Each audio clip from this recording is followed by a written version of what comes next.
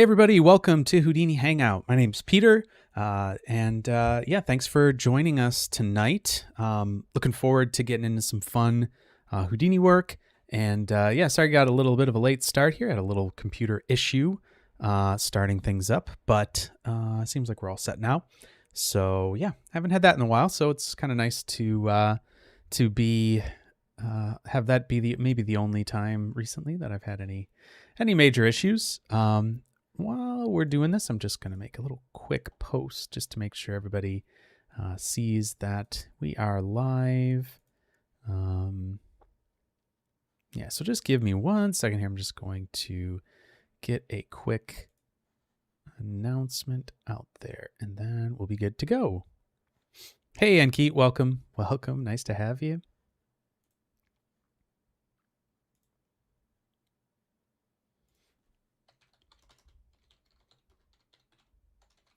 Just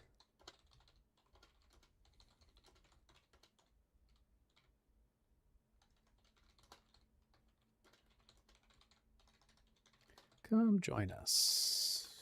Great.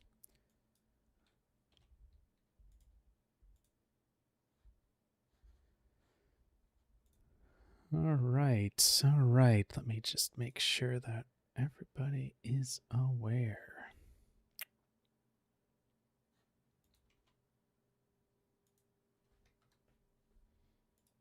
Okay. All right. Well, hopefully everybody's doing well. Hopefully everything is going good for you out there. If you didn't see the announcements earlier and things like that, tonight we're going to mess around with some flip suction forces, which should be pretty fun.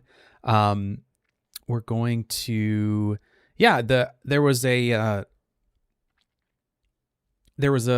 topic suggestion in the forum, and so I decided, that seemed like a good a good topic to kind of go into. There's a couple upvotes in there on it as well, so that's always nice to know that people are interested in something. So I looked at that and said, hey, that sounds like a good idea. So we're going to play around with that a little bit. And hey, Victor, welcome to the stream. Nice to have you here. Orange cat whistling. I'm sure that's some sort of emoji that's not showing up for me. Anyways, so I think this is an interesting topic. It's one thing that's kind of interesting about it is that it has been something that's existed in Houdini for a little while now. They added this as a shelf tool a while ago, and really you could have done this custom at any point. And really all the shelf tool is kind of a wrapper around sort of this custom tooling, right? So there's not really like a tool that does this. It's kind of using some different techniques. So what I think we're going to do tonight is we're going to look at this, the way that this is set up and what it's doing within the simulation, and look at how the DOP network is kind of being set up to do some of these different fluid suction techniques and stuff like that. And then from there, maybe we'll start playing around with it and seeing how we can get the effect to do something that's a bit more custom to what we would want it to be. So that's kind of my idea here for tonight, is have a little bit of a breakdown of what the technique that is suggested by the side effects developers, and then we'll look at how to maybe manipulate that and kind of make it do something that we might be interested in ourselves. So I should also probably say that this came from an idea, like I said, in the topic suggestions, and it's actually a really cool post from Man vs. Machine. Big surprise. But let's maybe just take a look at that real quick, just so we can kind of see what it is that we're exactly getting into, or trying to kind of set up here. So this was the Instagram post here. A lot of interesting things going on. There's lots of different crazy techniques in this and things happening, but I think the one that we're kind of looking at is some of these fluid following shapes, right? Like that's kind of what we're looking at here. And so it's kind of that. That would definitely be something that we could look into, those types of things. So it's looking at some of these. I think the first one that starts it off here is one. Nope, I'm completely wrong. Anyway, this one here is one that's pretty cool. So we'll have to maybe look at that a little bit, see what makes sense, see what we can get into, and kind of play around with just the default at first, just so we can kind of, like I said, know what it is that we're sort of getting into here, and then go from there. So that's the idea. That's what we're going to go try to do. And we'll see what we can get into. But as always, I always try to say that, if you're here and you have questions or you have thoughts or think I'm doing something just completely wrong and stupid, that's always fair game. So please speak up in the chat.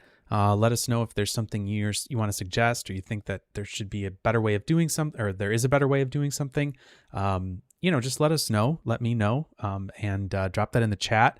I'm certainly not above, having some suggestions and have people, point out things that could be done better, could be done differently. But really the idea is, this is just a place to learn for everybody. And I don't want this to be all me talking to you guys, but if you have questions or thoughts or anything like that, feel free to drop that in the chat, and then we can kind of respond to that and go from there. Because if you have the question, somebody else probably does as well, and you're helping them out as well as yourself. So those are things that you should speak up. Let me know if you're thinking missing something, if I'm not explaining something well. Always happy to try to clarify. So that's it. That's kind of what we're going to be getting into tonight. So let's do that. Play around with some flip and see what we can get up to here. All right. So let's get back over to Houdini, and we can get into something here. So I think the best way to do this maybe would be to do a geometry node, obviously. So I think the best way of doing this is using the shelf tool first. So I will actually have to open up my shelf here, because I usually have that closed, or a lot of times I do. And we'll use that to do some of this stuff. We'll be in the particle fluid section. So I'm just going to use the shelf tools just because it's going to be a little faster. It's a pretty straightforward setup. There's nothing really too crazy here. So we'll just call this source geo. We'll say fluid source geo. Actually, I like to do that the other way. Sorry. Not thinking properly. All right. So maybe what we'll do for this one is let's do Tommy. Do Thomas. Actually, I haven't. Actually, you know what? Sorry, scratch that. We're gonna use the Cappy, because yeah, Carlos. Yep. I'm the fool that tries to unravel it. So yeah, welcome. Let's see what I can do. Hopefully it's something reasonable that I can come up with here. All right. So we've got the capybara, and I think this will be really interesting because we'll have the walking. So okay, let's do this. Let's start with Tommy, then we'll move over to the walking, and then we'll go from there. So, all right, so we've got Tommy here. Let's just throw a switch in here so we're all prepared for the future. Switch, throw this over here. Wire those, if I can click on things, wire those in there, and then we'll just say null, and drop that down. We'll say out fluid source, not sound, not souse, source. I can spell. Okay, so there's a couple sources that we'll use. So that's going to be our geofluid source. And then let's do another geometry node, and this will be our emitter.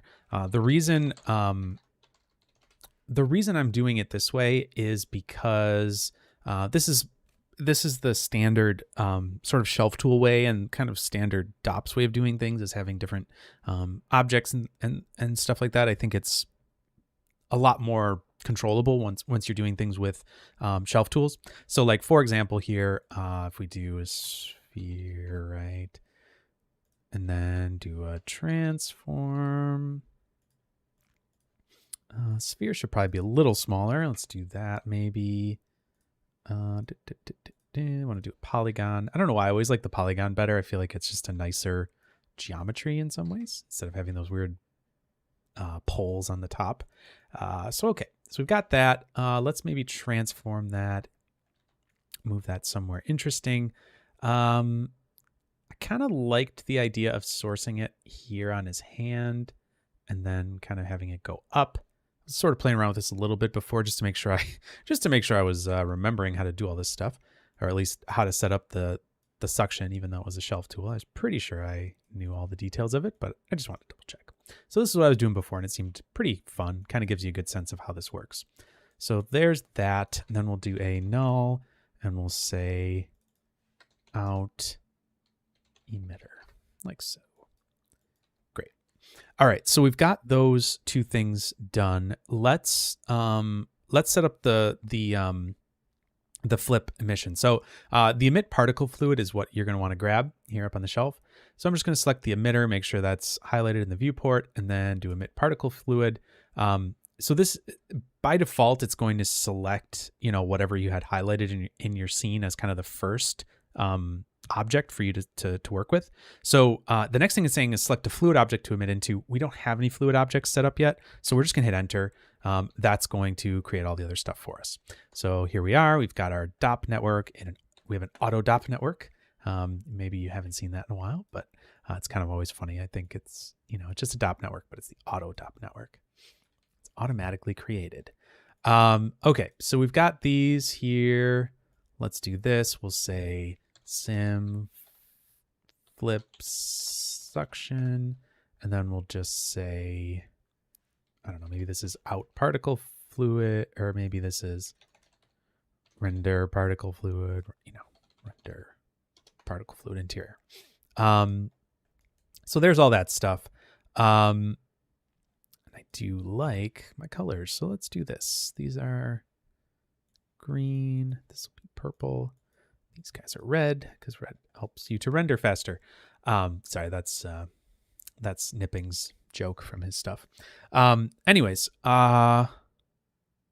so we should have a flip sim that's emitting from his hand now. So let's go in here, just double check. One thing you'll notice is that since the scale is a little bigger than our guy, right? It's a little bit bigger. So let's kind of adjust that a little bit. I like to do this just to make sure that we're not possibly letting the fluid grow this big. So let's do this. Let's do this all fives. That's probably pretty safe. And then we could even reduce the bottom of this up a little. Oops. The bottom of this up a little bit since we don't need it to go underground at all. So we'll do that. In fact, we could probably do this a little smaller. So let's do this like 3 and 3 like that.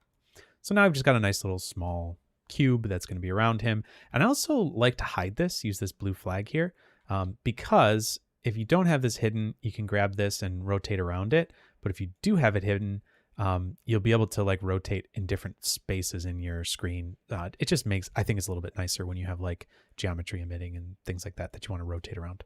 So, okay, so we've got this. Let's change our particle separation because the particle separation here is going to affect the way that we're sourcing this and all that kind of stuff. So I think something like this. Let's see here. 0.5. No, it's still a little, that's still too little. Okay, there we go. We're starting to get some particles here. So let's do 1.5. Yep. And you see there that we're getting the a volume representation. That's because this is actually, that's interesting. It actually added out a new surface thing there. That's fine. And it's changed the viewport to that. So that's why we're seeing this out surface. Yeah, so maybe we want to turn off the shell thickness. Let me just see how that adjusts this. I just want to see. Yep. So I think if we turn that shell thickness on, that's going to kind of make, unsurprisingly, like a shell of fluid. You can sort of see it there. It maybe is a little hard to make out here, but we're only sourcing kind of in the edge around it. And if we turn that off and kind of look at this again here, go back up. This should now be like a little sphere of fluid, right? The particles are sourced all through it. So let's do this like that. Okay. So that should be good. Now we've got a little sphere of fluid. And if we play this, I mean, oh, also let's do a ground plane. I usually just wire it in here and do Shift R, and just for cleanliness, really. A lot of times merge nodes, if you haven't set them up with this, they will just have the effector relationship be left, effects right. So that's why I do that. In this case, it's mutual, but if you're setting this up yourself, this won't be mutual by default. So I usually do it that way just to make sure. So anyways, cool. All right, so let's just hit play. The water falls down. Hooray. Everything's right with the world. I actually honestly think I'm going to go a little smaller with this. Maybe we'll just do 2 and 2. We don't need this to be like some insane like boundary area here. Like it just doesn't really matter. So in fact, that'll just keep our simulation a little faster here. So there we go. So we've got this fluid that's falling down. It's doing what we want it to. We're sourcing it properly, all that kind of stuff. So great. We've made a fluid sim. Hooray.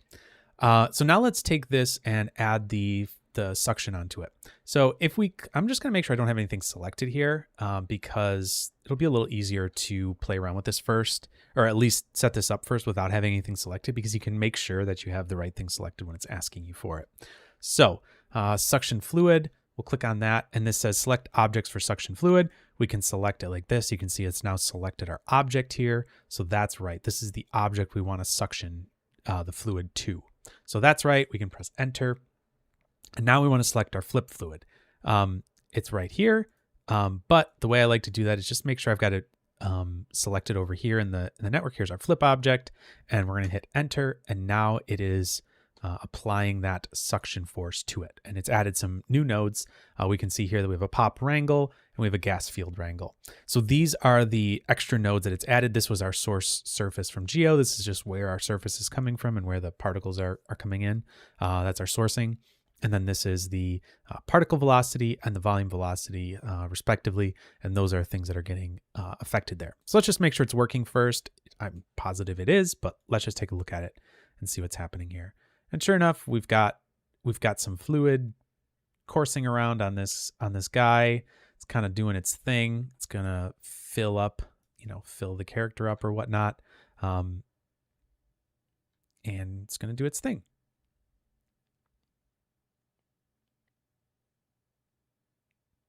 In fact, it's taking maybe a little longer than I would want it to. So let's just give it a little more fluid at his hand there. So I'm just going to come down to the emitter and maybe make this just a little bit bigger. Maybe we'll do it 0.2. And then let's see how much quicker that goes. The other interesting thing there too is that you can see that this, the end of this is actually too far away from him. So from his actual hand. So we're getting just part of it that's actually sucking up the fluid into him. So let's do this. Put it on his hand a little bit more closely that way. And that should hopefully help all of it get sucked up to his body. So let's see what the settings are here.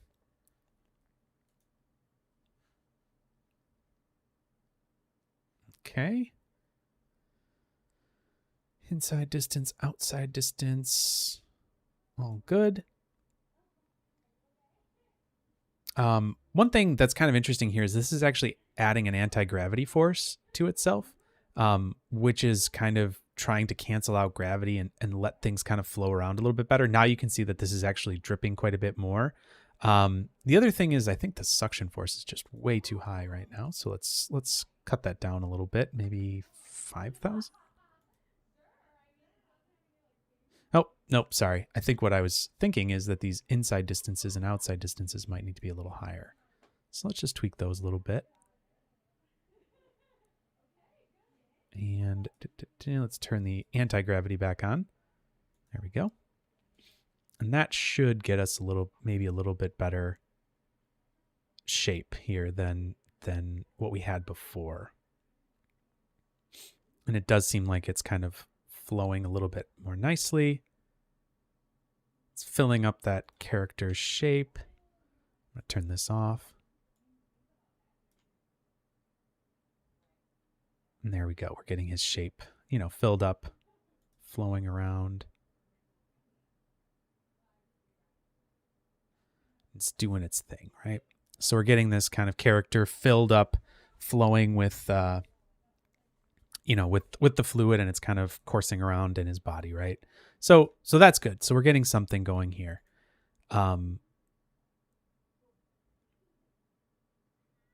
It's sort of funny because I was getting a little bit of a different result on my laptop, which is kind of interesting. But, you set things up a little bit differently, get a slightly different result.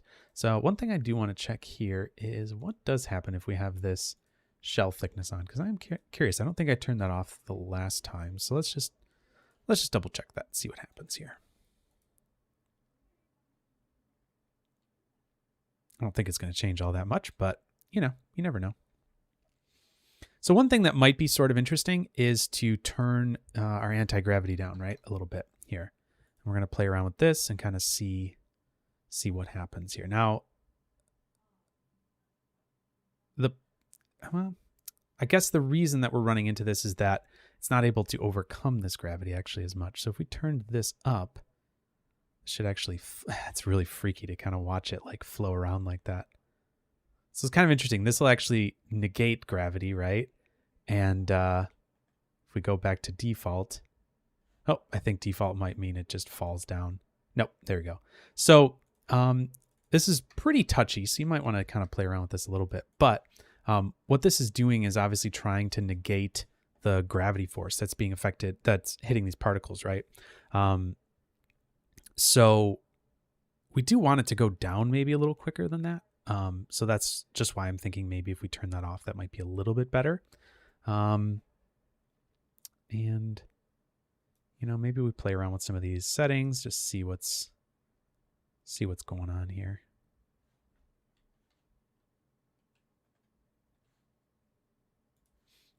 Okay, so let's see here. Turn these up a little bit.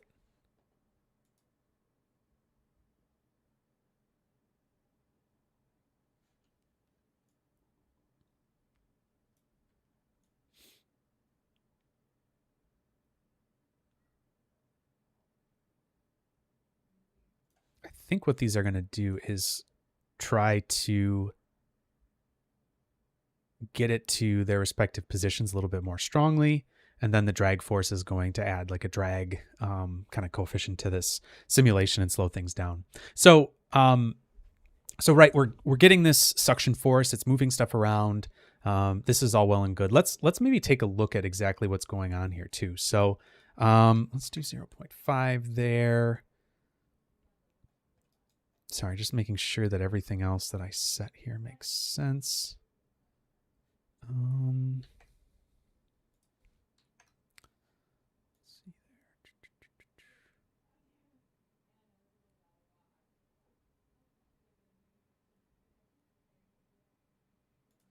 Yeah, actually, I think that emitter is a bit too big still, so we're going to go back down.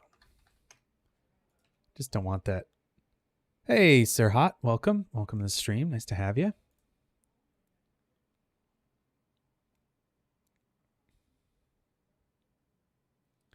All right. So anyways, we've got something happening here. Things are happening. And let's kind of take a look a little bit at what specifically is going on here. Actually, I'm kind of curious if we went up a little bit on the suction force, how that would affect this. It's obviously going to speed things up a little bit. Yeah, it's not changing it too bad. It does look like it maybe adds a little bit more noise into it. Yeah, it definitely is. So let's go back to 12 there. Let's do 0.5 there. Maybe 1 there.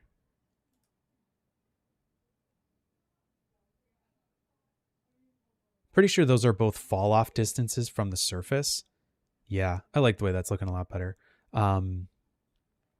Doesn't feel quite so like blobby and kind of flailing around inside of there. Feels a little bit better. Feels a little bit more more natural, I guess, for a suction, fluid suction. I don't know. Yeah, it feels a little less like crazy and chaotic and stuff. So it's kind of toning some things down there. So those I believe are fall offs, if I'm not mistaken. But anyways, let's look at exactly what's going on here, and we'll kind of tear this down, look at it piece by piece, and then we'll see what we can do to kind of manipulate the forces that are happening here. So the first thing to take a look at here is not the emitter, but the fluid source. That's not what that is. This is just our geo suction. I don't know. Whatever. I'm just going to we'll call this target geo maybe instead, because it's not our source geo or whatever I was calling it there. Interesting. Huh. That's weird. I'm having like different volume things going on here. My wife was using the computer earlier and she ran into the same kind of thing. Just making sure I'm getting the right audio out. Speakers. Huh. That's weird. I don't know why it's doing that.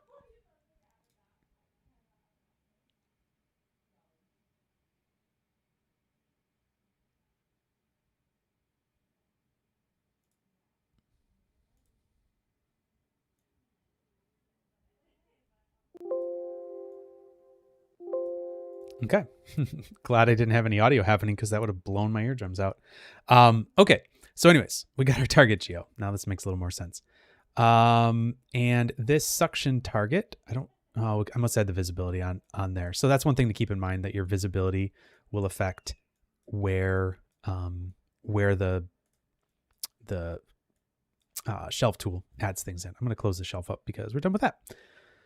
So, okay, so here's what it's doing. So we've got a collision source here, and you might think, well, that's weird. But the collision source does a couple nice things. It'll output a geometry for you, calculate some velocity and things like that. And here's our output, right? And it does say scatter points. And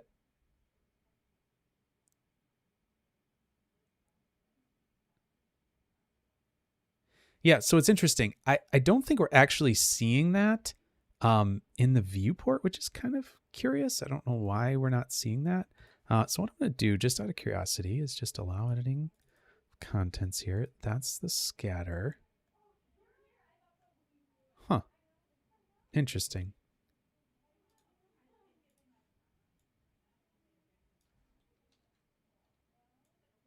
Oh, there we go.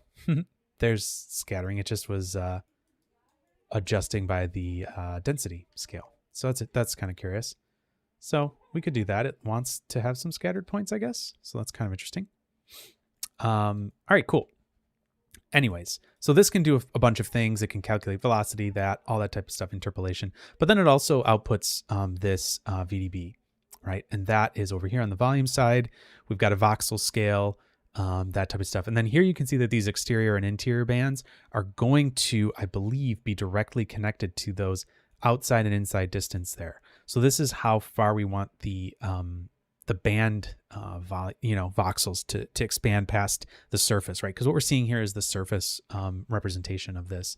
And then obviously we could reduce the size of this a little bit if we wanted a little bit closer matching of the geometry. So maybe we'd do something like that, and it should match it a little bit more closely. Let's just view this, I guess. Not that it's going to change anything too drastically, but it should hopefully stick to the shape even better now because we're giving it a better input, right? So that's kind of interesting.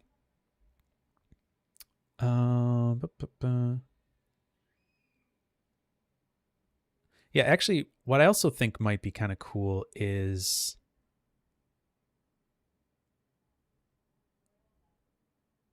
I was just thinking maybe we do something a little different here, but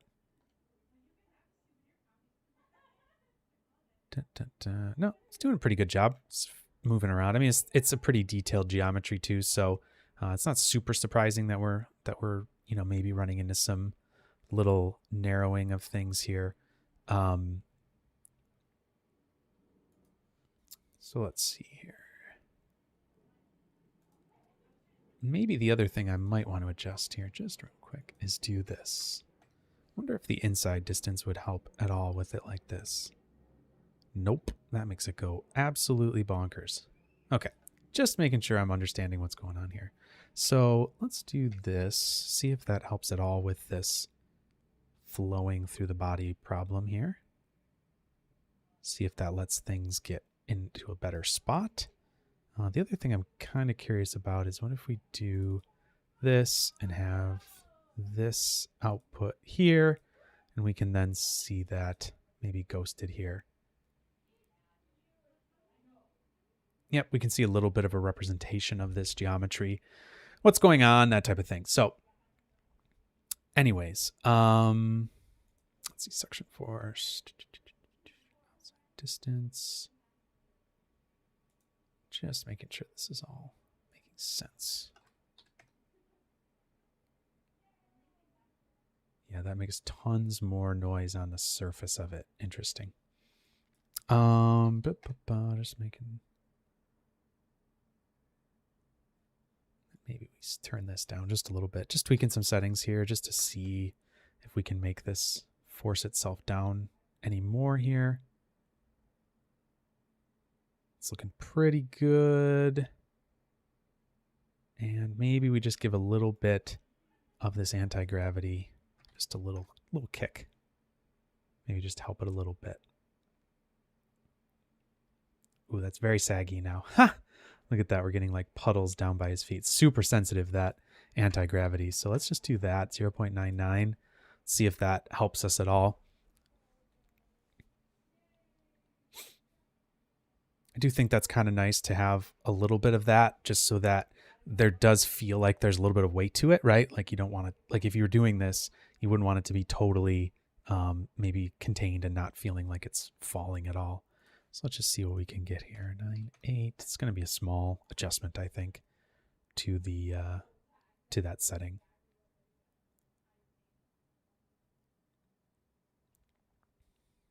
Okay. I'm just going to say that's probably pretty good, and we'll keep moving from there. All right, so let's just keep in mind we have this this volume here that's a VDB. This is an STF, so it is it's a representation of where the 0 point is here on this to the surface. You know, the distance from that voxel to the closest surface, right? So that is what we're going to be using to kind of calculate these suction forces. So let's take a look here and see exactly what's going on. So again, these are just wrangles, right? This is a pop wrangle and this is a gas field wrangle. I think I always forget this exists because I'm always like, oh yeah, geometry wrangle, pop wrangle, and then gas field wrangle. I just forget that that's a thing, right? Like you could wrangle the fields of a gas simulation. Just something I don't always think of. So it's kind of cool. Like you can use this to mess with you know, velocities in a volume or whatever. So it's just a nice thing to know that it exists and is there. And like I said, I forget often about it, but let's take a look at the pop wrangle. So this is going to maybe be a little bit more straightforward as far as what it's doing, right? This is just working on these particles in this simulation, right? Because for flip simulation, it's existing both as a particle at a certain point and as a volume at another point in the same kind of time step. So we're transferring the data back and forth between those two, and that's where we're doing the calculations, right? So in this case, this is going to be the calculation we do on the particles. These are the calculations we're doing on the volumes. So here we're just making a couple of floats that we're going to be using. Looks like we're making an SDF and an outside distance that we're going to be, you know, creating or whatever. And we're also, let's just keep this in mind. We're also getting these two inputs. We're getting the volume as input 1 and then the velocity as input 2. So it looks like here we're getting the transform of this object. Now I'm pretty sure that these are P transform, right? So this is just changing the space of where this vector is being you know, viewed from. So it's going from object space, I'm pretty sure, to world space, I would think, with P. So So that's one thing. We're transforming the space of this object. This SDF is SDF here is just sampling that volume that we brought in, and that's coming in from input 0, I believe, which is 1. So that's the volume. And we're grabbing the position, right, of that SDF from what I believe is world space that we're putting this into. So we've calculated the position of this sample in world space. And then our outside distance is just coming from a channel outside distance, which is going to be this one right here, which is bound to the other gas field Wrangle over here. So basically that's just our anti-gravity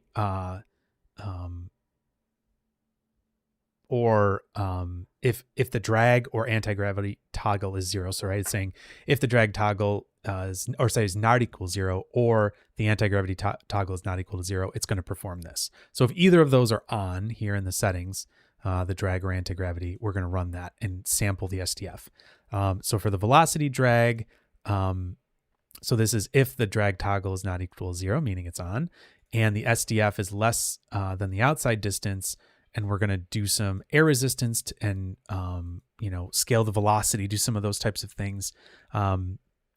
So basically what we're starting to realize that's kind of happening here is that there is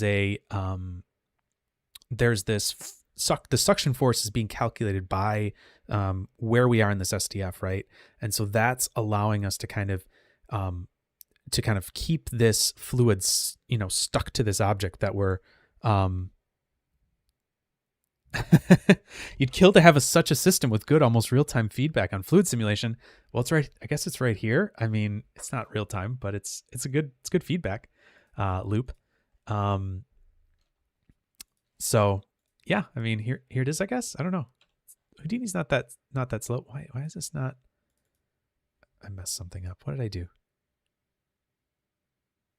Yeah, exactly. That's probably what they writing code like that. Exactly. What is going on here? My sim just decided, nope, I don't want to do anything anymore. Hello? Oh, I wonder if it's just my viewport got goofy on us here. Let's see here. Yep, just a weird viewport thing. Interesting. Okay. Anyways, yes, I do think that this is what they think Houdini users do all day. Yes.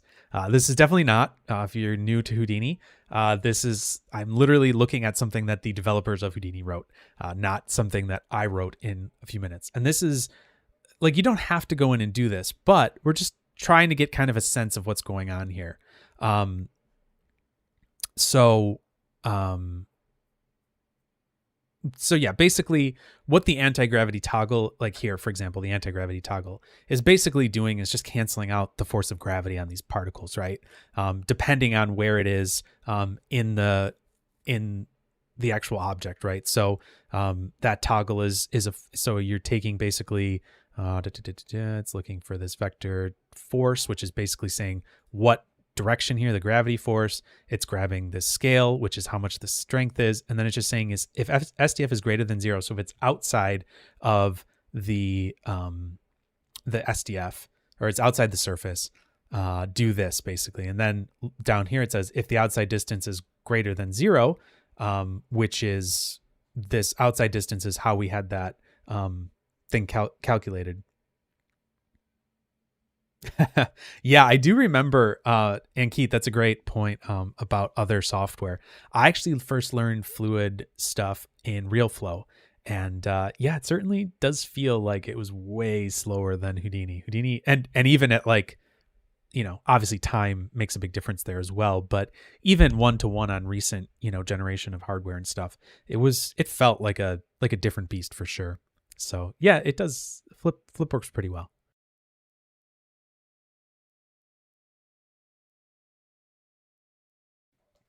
So anyways, I'm not like, I don't want to like think through every single line of this code. And like, there's some of this stuff basically where it's saying, what's the air resistance? And if it's in this spot, do this and clamp it this way. But basically what we're doing for the anti-gravity is basically just saying we want to counteract the force of gravity on these particles when they're in a certain area of, the distance to the skin, right? Or to the surface of this object.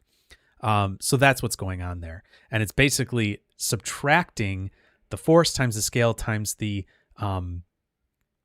time step, basically. So it's instead of, because the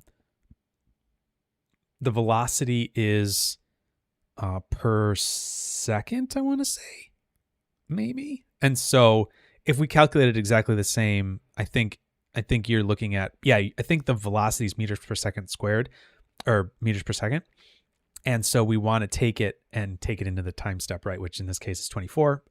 But just to make sure that we're not over compensating, right?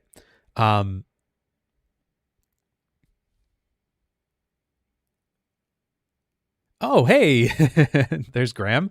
Thanks for the little comment there, Graham. I'm just reading it. Side note, that's one way to do what you were doing last week. In a COPS wrangle, use volume sample to transfer the near voxel attributes to COPS. Oh, I see. Yeah. That's a good point. Right, I was forgetting about the Wrangle route in COPS. I just know that it's like OpenCL, and everybody's like, "Oh, use OpenCL; it's so much faster." But I don't know how to write OpenCL. So, but yeah, that's a great point. Maybe I'll have to look into that a little bit more when I get some time to kind of sit down and play around with some Copernicus. But yeah, that's a great point. Use a Wrangle. Duh. That seems like a pretty straightforward thing. Just doing a volume sample, exactly. And what he's talking about right here is using this volume sample from the STF right here. And that allows you to sample a volume primitive and where it is in position, and then get the value of that, right? Here for the velocity drag, this is just kind of calculating some stuff for some air resistance and things like that. So that's what this anti-gravity Wrangle is doing, for instance. Now let's pop in here and take a look at this. This is a little bit smaller, and this might be able to maybe give us some sense of what's going on here. So we've got our float in distance, which is the inside distance, out distance, so on and so forth. And then scale is the suction strength. So again, we're making sure we're transforming everything into the space, the correct space for this, and then sampling from that space. And then we're setting up this float influence equals 0. And that's just initializing that influence so that, at each time step, we calculate that properly. So we're kind of resetting the influence so that it's not like sticking around, basically. So that's just kind of resetting that, I believe, every step. And so here what you're saying is, if SDF is greater than 0, do this, else do this, right? So that's what this little block is saying right here. And then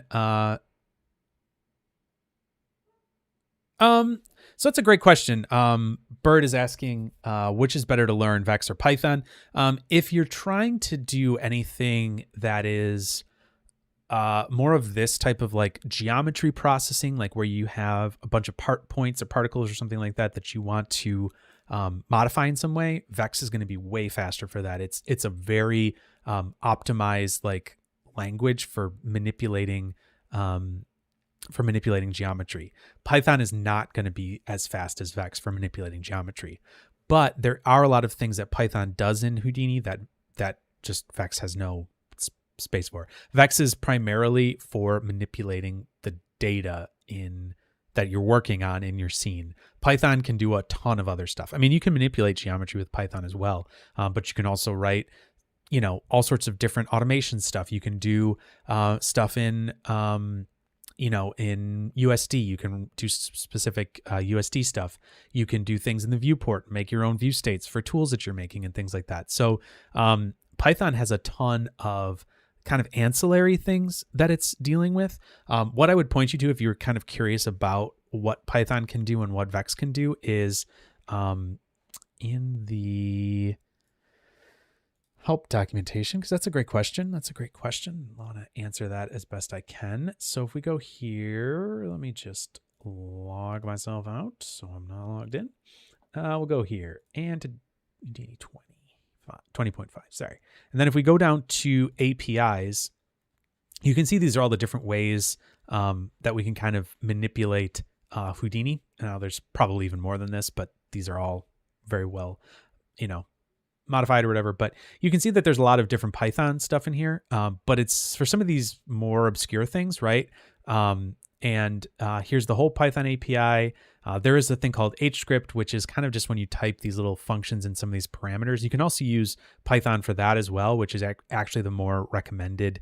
Like, that's a newer way of doing it. I know some of the old HScript commands, so I just kind of use them, but you can use Python as well. Then there's all the Vex functions. So that's kind of like in here, and you can see all the different stuff here. And that works with shaders as well. The shaders can use Vex, and geometry processing uses Vex. But then there's, the Python, obviously the regular Python API, but then there's PDG Python, the Happy Python, which is basically for Houdini Engine, HQ. There's C++ as well, but then there's also the view states and all that kind of stuff, kind of manipulating the actual UI of Houdini is done with Python as well. So lots of different ways that you can kind of get to those things, but that's what it is. So I would say probably if you want to do this type of stuff, you're really looking at Vex, which is this. But if you're looking for doing other things like more programming, kind of like off topic things than just working with the geometry, Python is good. But I'm not as versed in Python. It's never really been something that I needed per se. I did make a tool with some view states once, and I was like, oh, I really wish I knew this a little better, but that was literally the only time I really, really needed it in Houdini, because that was the only way you could do that. So just like Vex, you can also use VOPs as well, and do that a lot of times. In this case, probably not. In fact, I don't think there's a gas field VOP. I don't think. Oh, there is a gas field VOP. Go figure. Jeez, look at me. So this is just basically a volume VOP, but just in DOPS. So that's cool. I guess I did not even realize that. Anyways, so you could actually use VOPs to do this. This is not something that you'd have to use Vex to do. Probably a little more optimized to use Vex, because you're writing VOPs kind of make some extra code. So if you're working on a really big scene, it might be a bit more optimized to have just a smaller like snippet. But again, probably for most of what you'd be doing, you wouldn't see that. But anyways, so we're looking at these kind of two statements, right? We've got if the SDF is greater than 0, or else do this. So then we're looking at if the outside distance is greater than 0, which here, this is the outside difference, right? Distance, because the outside is greater than 0. So now, as long as the outside 0 distance is set to be greater than 0, here's how we're going to calculate our influence. And so definitely this is setting, so it's half of the SDF divided by the outside distance. So SDF is the volume sample of the position. Yes. I think so. Yeah, the world position. I think that's what it's doing. But anyways, and then it's fitting that to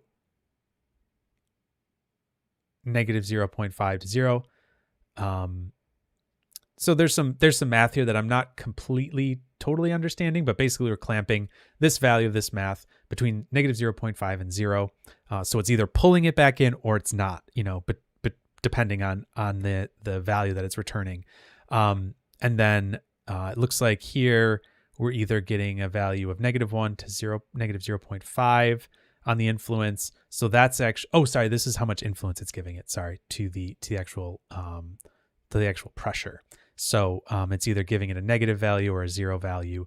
Here it's saying give it a far negative value up to kind of this half negative value for the influence of this when it's on the inside. Again, if the inside distance is less than or equal to 0, the influence is just negative 1. Here, if the outside distance basically is off, it's set to 0, the influence is equal to 0.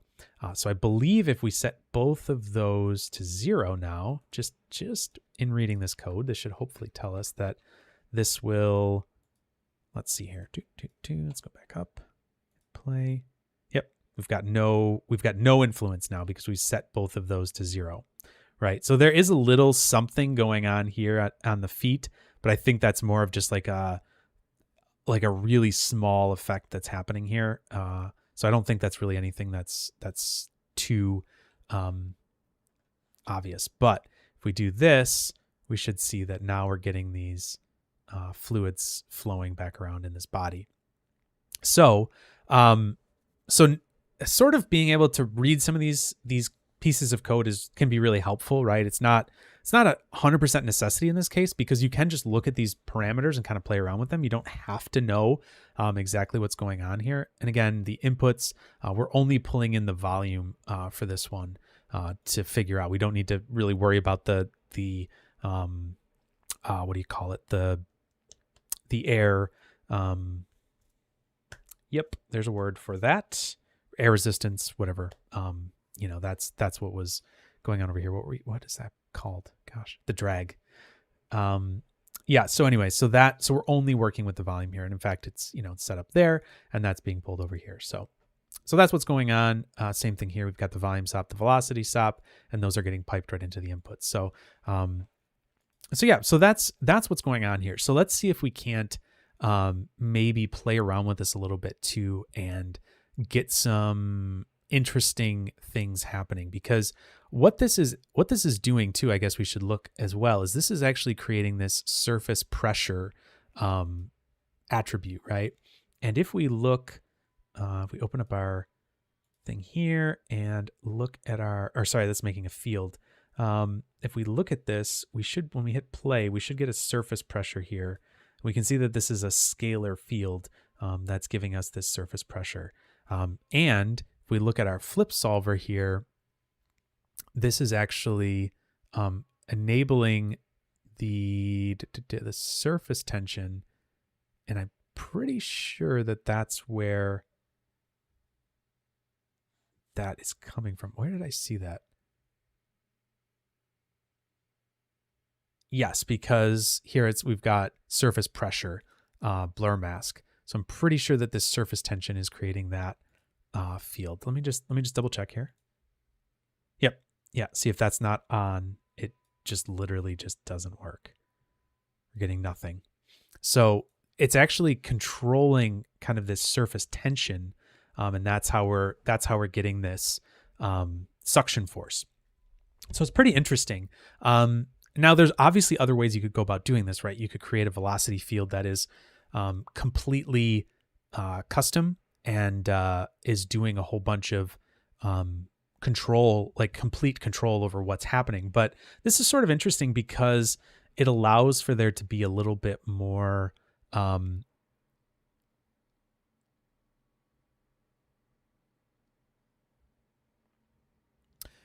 so Ankit has a great question. Is there any particular reason why you'd use suction on the volumes instead of the particles with a pop force? I think the reason is that I think it's because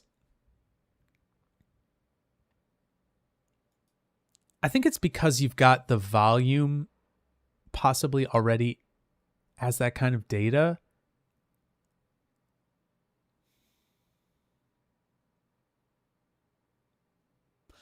Okay, I think this is why. I'm not sure, and someone else can correct me if they think I'm wrong. But I'm pretty sure it would be because, right, in the here in the geometry, we've got the surface pressure, right? So this is already as a what's the word? A field, right? So this is like a volume bit of data. And I'm pretty sure if we go to the geometry, we're not going to see that show up in our particles. Yes. We will not see that show up in our particles. So that's why we're working on it on that side of things. Because here we do have particles, we do have things happening. We've got velocities and things like that here, but we don't have our surface pressure in there. That is a field.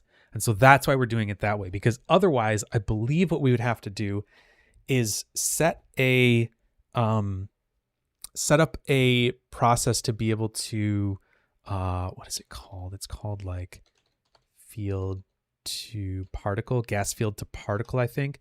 And so like you'd have to do this, you'd have to take the geometry, the particle group, the attribute, the source field, all this stuff. So you'd have to be transferring that back and forth. And so I think instead of doing it that way, it makes more sense to do it just working on in the data set that it's already needing in that suction, that surface force, surface pressure, which again is the surface tension. So it's kind of like it's creating this suction-y surface, right, that it's doing for that. So it's kind of interesting in that standpoint that it's actually like suctioning in a different way than you might maybe expect, because it's using this surface pressure instead of like a velocity, right? Like the velocity of these particles, like they are just kind of like they're going like that, right? But there's not like this like artificial, like there's not a velocity being added to the points in any spot. It's being done to the volume itself. So yeah, I think that's kind of interesting. Now I think a really interesting thing to keep in mind there is that we have this anti-gravity and things like that. But if we wanted to add, yeah, no, that's a great point. And yeah, I think that's really fair too, Anki, to say that you would usually use pop stuff to mess with the particles. But I guess it is important to remember what type of data we're working with here too, right? Because we have, if you were working with something that every step isn't getting transferred back and forth, you could think you were messing with, one piece of data, and it might not actually be doing exactly what we would expect it to. So let's do this. Let's do 0.5 maybe like that. A little more controlled and relaxed suction. Yeah, so I think it's just important to keep in mind what type of data you're working with over here. So can you do a video on your computer setup? How is it calculating that all so fast? It's really not calculating it all that fast. I mean, I can tell you what my computer setup is. It's not that crazy, but so I have yeah, it's nothing too crazy. So I have a 3000 series Threadripper, which I really would like to update at some point soon, but I might be making a huge purchase soon. You can only guess what that might be, but so maybe a computer's not in the immediate cards, but yeah, I'd like to update that. So anyways, I have a 3000 series Threadripper. I have which is a 3970X. Then I have my GPU is a 3090. Again, a last generation card, and I have 128 gigs of RAM in my computer. But honestly, if you look at my performance monitor, it's not really using a ton of RAM. I mean, I've got 23 gigs in use, but I don't think that Houdini's using a crazy amount right now. Yeah, Houdini's using 7 gigs of RAM right now. In fact, what I should be doing, actually, if I'm thinking about this right, is go into my cache and just bump this up a little bit. I usually like to put it at 32 because that just feels like a pretty comfortable spot. So I don't, start simming something and then go, oh crap, it's starting to delete my cache, because then you can't scrub through it and stuff. So, yeah, I mean, it's also not super high resolution right now. I could certainly go much higher with it. So, I mean, right, even just doing this is going to really increase the amount of, particles in the simulation, and, it's going to get a bit slower. What is it going at? 5 frames a second. If I do this, 125, it's going at 7. So, was that? No, 6. Okay. So yeah, anyways, yeah, so this is pretty I mean, I've done this on my laptop, and yeah, it's not this fast, but it certainly isn't like, oh my gosh, it's taking me an hour to do this. It's pretty quick, even on my laptop, which is just a 10,000 series Intel card and a 3080 graphics card. In fact, I don't even think I turned on OpenCL for this, so I don't think it's really using much. If we go under volume motion, solver, yeah, we could do this, use OpenCL, solve pressure with adaptivity. Not sure if this is going to really change anything. It might a little bit. Yeah, I mean, not much. Not really much changing there. Honestly, I find my Let me see. That might help. Let's see. So just as a little heads up there, what the solve pressure with adaptivity does is it uses an adaptive grid instead of just a dense grid for the pressure solve. So in areas where it doesn't need to, where it can lower the resolution, it does, and then it kind of changes the voxel size adaptively. Not really seeing that much of a difference here, but yeah, it feels pretty similar. So not really seeing any huge performance increases for many of these, but yeah, anyways, that's my computer setup. I was actually thinking if I build a new computer, I might do some streams on that because I'll be kind of have a little downtime anyways. So I was like, maybe I'll just do some streams on that. But like I said, there's some other life decisions that are happening. And so things might be getting crazy. So yeah, anyways, neither here nor there. But yeah, so we've got this looking pretty good. Was there another question there? No. Okay. Yeah, no problem, Vic. Thanks for joining the stream. Nice to have you. And thanks everybody else for chatting and being around. Okay, so we've got all this stuff set up. And I think Ankit brought up a really interesting point there that that really the best way to manipulate this would be with something like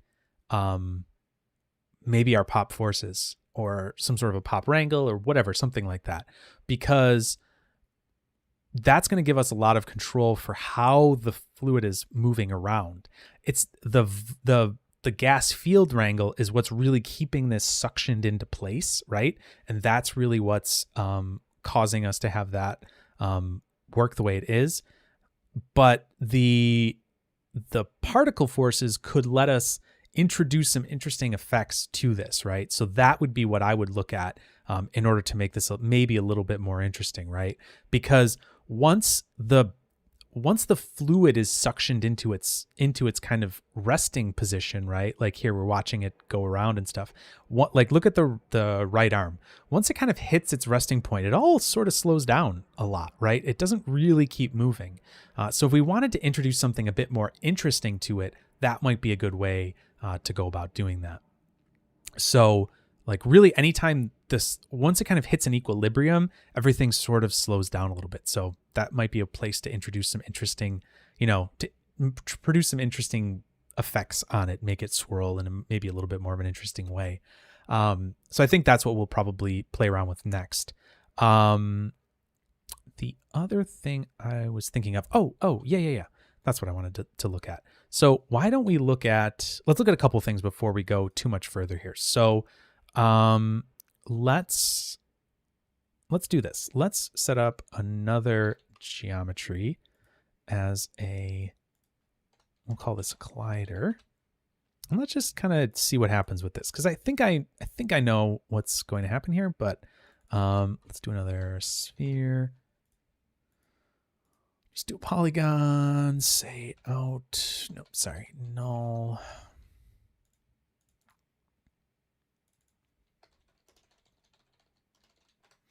And then let's maybe make that a little more. Let's do 6, 5, I don't know, something like that. And then let's make this a little smaller. And cool. And what we can do here is we can do a collision source here. We can just do this ourselves. We don't need to really worry about this too much. So this is pretty straightforward. So we can just do another 2 nulls. And here we'll say, actually, you know what? We'll just call this collider geo. We'll say out geo. We'll call this out volume. And this is going to create an SDF of that, right? This is all the same stuff that we had before. And yeah, let's do that. We'll just do a transform, maybe up here.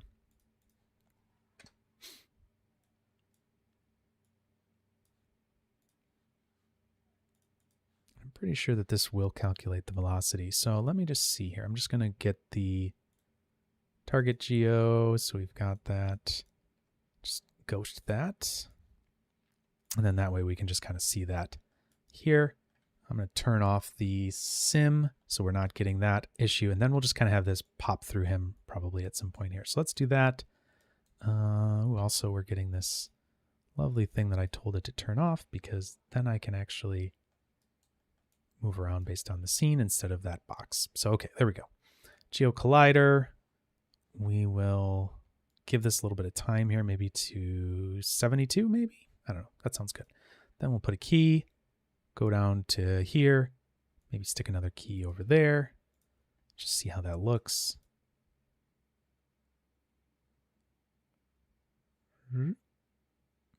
Yeah, that'll give us something interesting to look at. We'll adjust this volume here.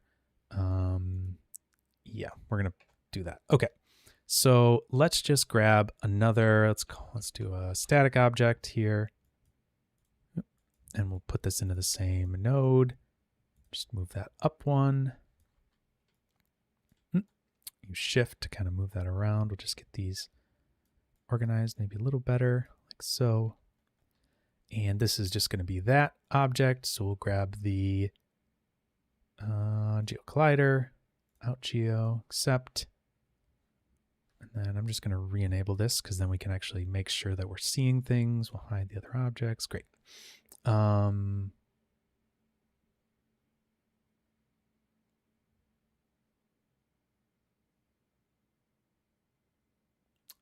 Yeah, I guess that's interesting. We probably should do that on the object, because we can just, we don't have to use deforming geometry. We can just use the object transform. Right. So what I'm just realizing there, I'm just going to copy this parameter here and then delete that channel, is that it's actually would make more sense to leave this like this. Did the static solver ever do anything? No, I don't think it did. I think it even says that in the documentation. I think it says that. Sorry. Let's go back up here to the collider, and I'm just going to paste expressions channels, and that should just do the same exact thing. Great. Perfect. Turn this off for a second. You should see. There it goes. Great. Okay. The reason I'm doing that is because then I can just use the object transform. We can grab the object path here, and now that's going to actually work. The collisions, we want it to be the default, which is going to be a volume. We're going to say volume sample. We're going to say by size. We're going to copy this parameter here, and the proxy volume is here, and we're going to say out volume there. And so now we should be getting somewhere. And the only thing I'm going to do is just make sure that those match up, and come over here and just paste that relative reference. So I took the scale of the voxels from in there, pasted it out here.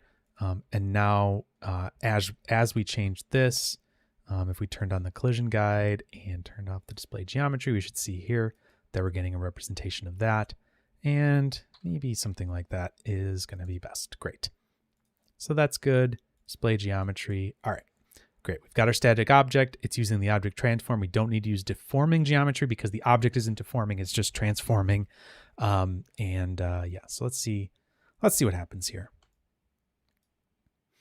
Kind of curious to see how this affects the simulation. It shouldn't do too much, but just want to kind of see what it does and how the simulation reacts. Because I think it's going to splash and just go away from it. Like, I don't think it's going to really, it's not going to like reform or anything like that when this gets hit. At least that's my inclination. Oh, no. It was strong enough that it did. Huh. I was thinking it might splash a little bit harder. Maybe if we hit it a little harder, it would. Kind of hard to say. Huh. That is kind of curious. I thought it would splash or do something a little bit more. Guess it's not really moving very fast. Yeah, let's do that a little quicker.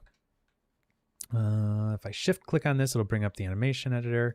And then we can just take these, move them in, take these, move them in, and just make them a bit quicker.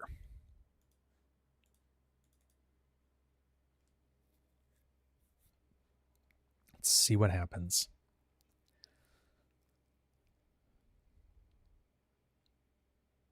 The other thing that might help this as well is turning down that suction force a little bit. But just kind of curious what this will do.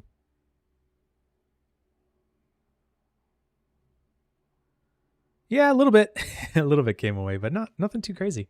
Huh. That really does stay sucked to it pretty well. Interesting.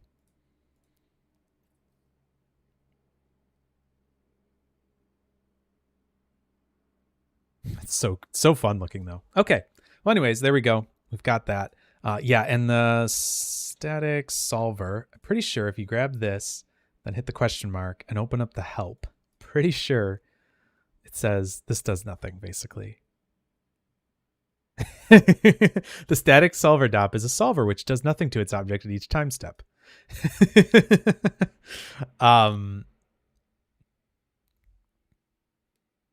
Right. So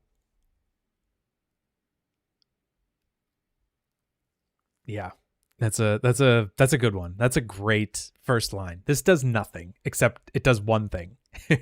So I think it's just saying that if you're using a switch solver, which is yeah. So you couldn't like have something direct, like you couldn't plug this like let's see here. Sorry, switch. What's the switch solver exactly look? Oh, not a switch. Switch solver.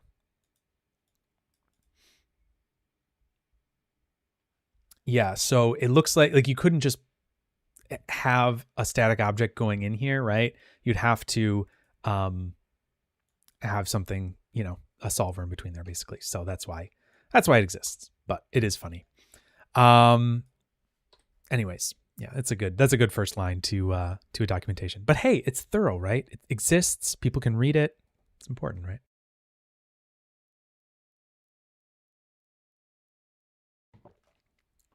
All right. So we did all that. There was one other thing I wanted to think about. Was it? Oh yeah. The other character. Because we have another character here that I wanted to play with. So let's do that. Just see what some of the maybe pitfalls of this are going to be. Now, the one thing here that we're not going to be able to do is we're not going to be able to have his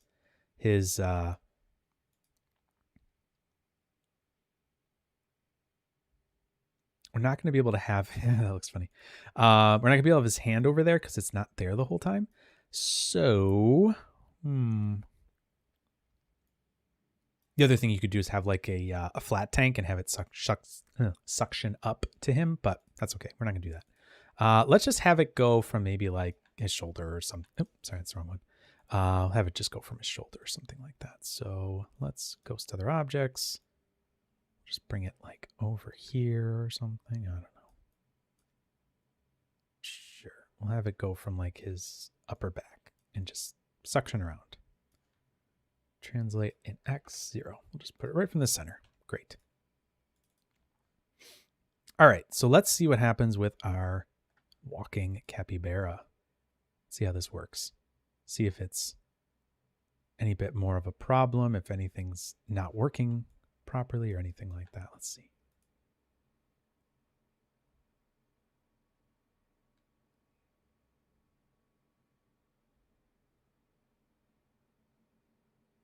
Oh, you know what would actually be kind of cool?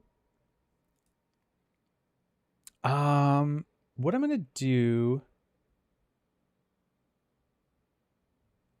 what I'm going to do is I'm going to have this target. I'm going to have this emitter, stick to this target. So let's do that. Let's do an add. Oops.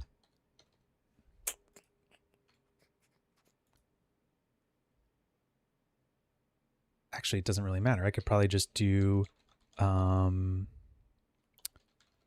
point deform. I have my caps lock on. Great.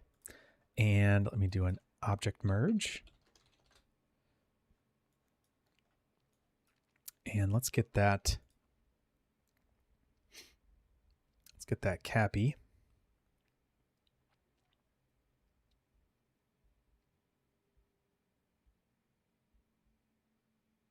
It's the, not colliders, not that. Yeah, it's the target geo.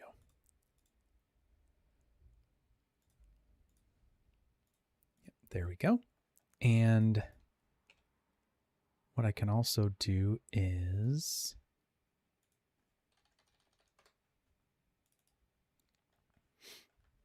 I we can get another one of these.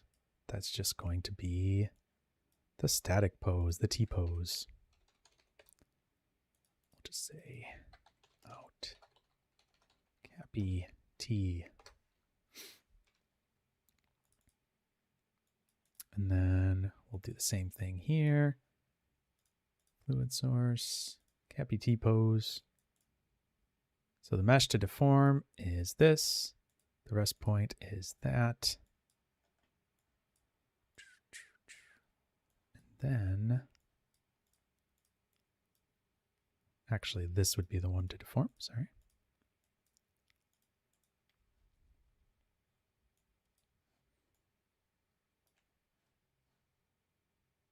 And let's maybe stick it actually on his hand.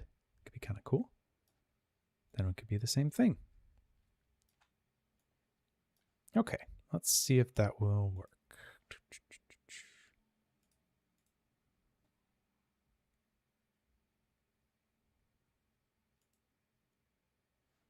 All right, interesting.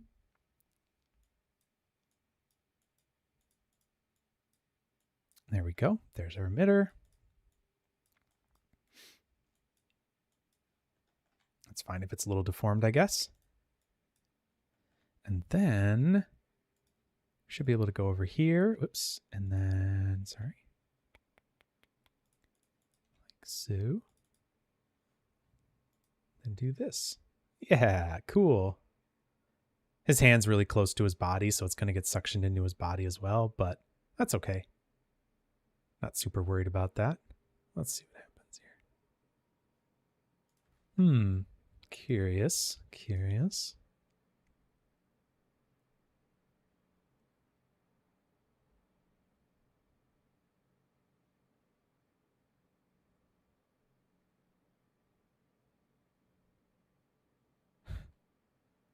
Seems to be a little bit of a delay there. That's interesting.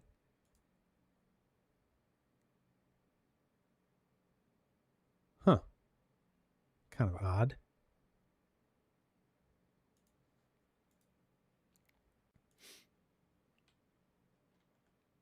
Let's just set these back for a second here.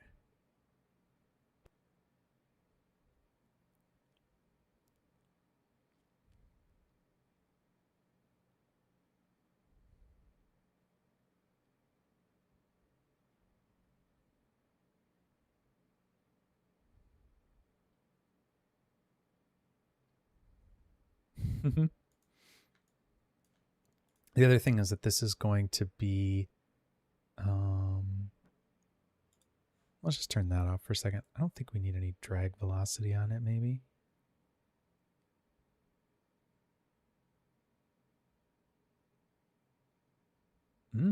Actually, I was thinking that was a different force. Yeah, it looks like it's way too intense without that.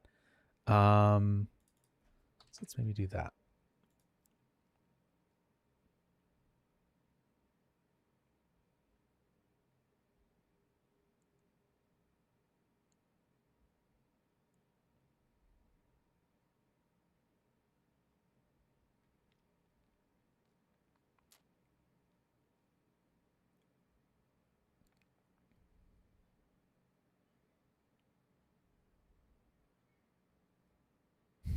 Getting some splashes there off his feet. That's kind of funny.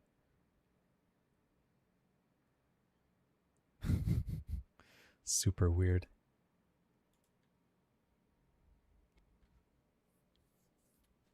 What if you source the entire capybara for just the first frame? Oh yeah, you could probably do that. Yeah, yeah. Instead of just having it sourced from a certain spot, yeah, you could just have the whole fluid be there. Yeah, for sure. That would be a very different looking simulation, I think. I'm kind of curious about this. Like, why does this feel so kind of crazy? Just kind of playing around with the values here. What if we do this 1 and 1?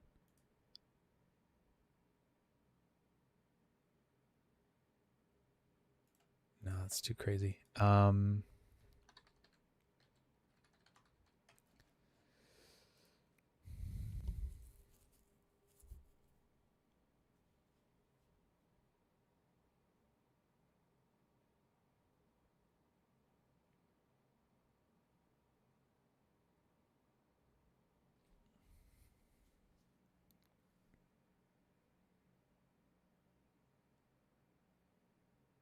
All right. I actually think this might be better to do from his back. Anyways, now that I'm looking at this, maybe it would be just smarter to do it that way. So let's come in here. Let's move this for what, the T-pose. Right. Do target, T-pose. There we go. And let's move this just up to his back.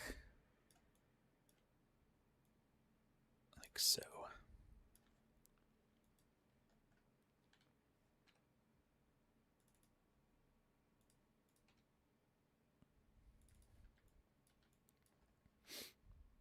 And let's see how that works.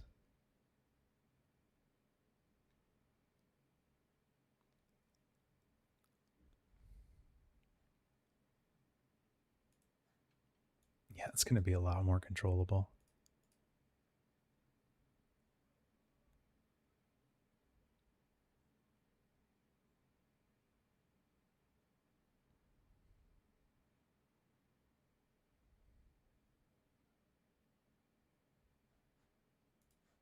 Oh, I wonder if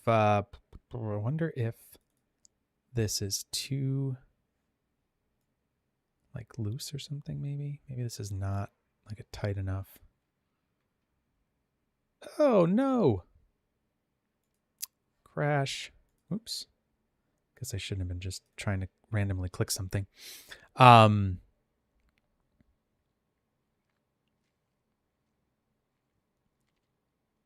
Yeah, I'm kind of like, maybe he's moving a little too quickly.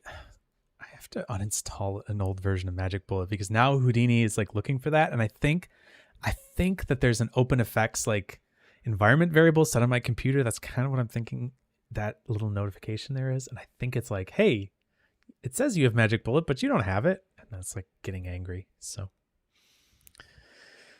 gonna have to look into that.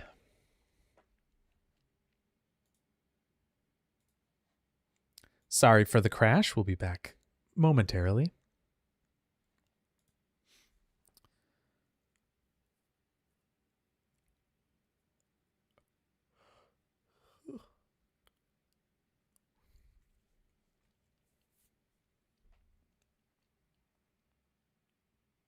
All right, there we are.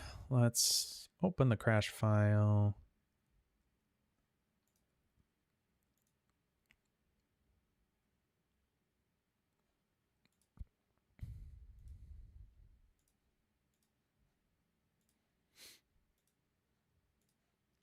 All right, so let's look at this. Let's hide the other objects and let's just kind of see what's going on here.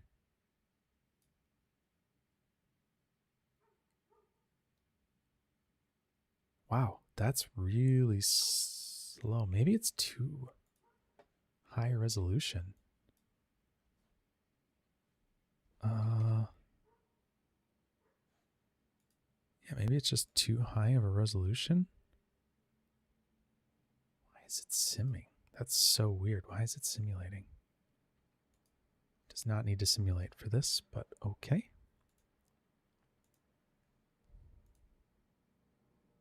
There we go. SDF Cappy.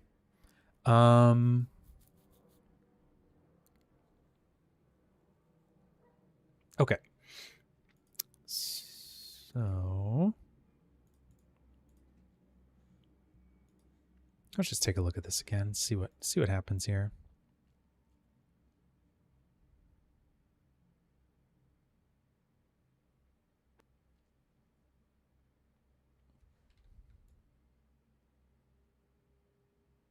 Kind of curious to see what this looks like. Just like this. Yeah, some viscosity might be nice. Yep. True.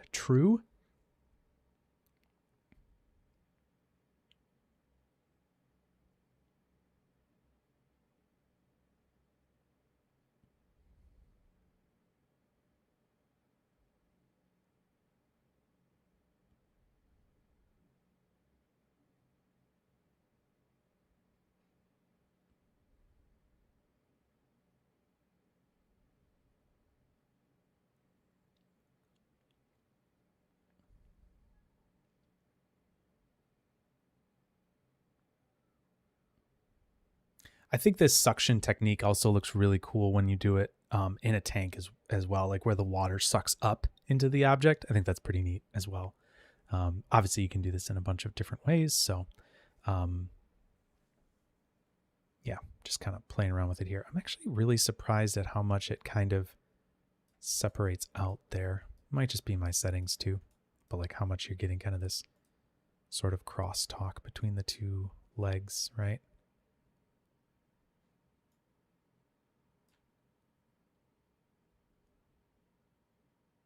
But we are starting to see him a little bit there, kind of coming out of the fluid. The other thing I'm thinking is maybe we do turn this down again just a little bit. We turn that down a little. Let's see what happens here.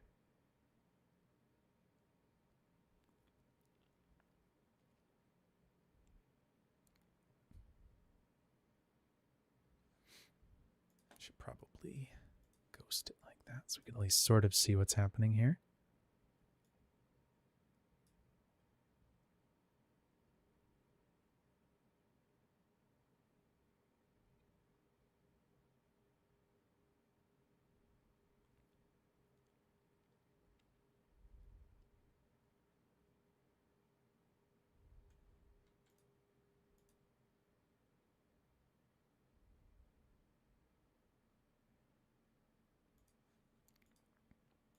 All right, so the last thing I just want to see here is the target.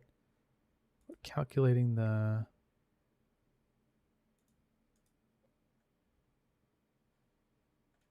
Interesting. Not are we calculating that? There we go. Maybe that'll be a little nicer.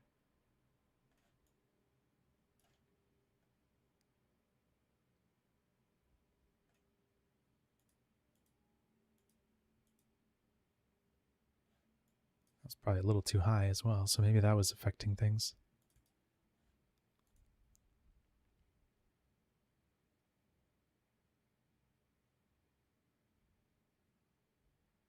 No, doesn't look like it. All right, anyways, so let's instead of playing around with this too much, let's just go back to what we had before with our Tommy character here. And we will reset the simulation. So we've got our target here, we've got our emitter. Let's not do this. Instead, what I'll do is add a switch in here.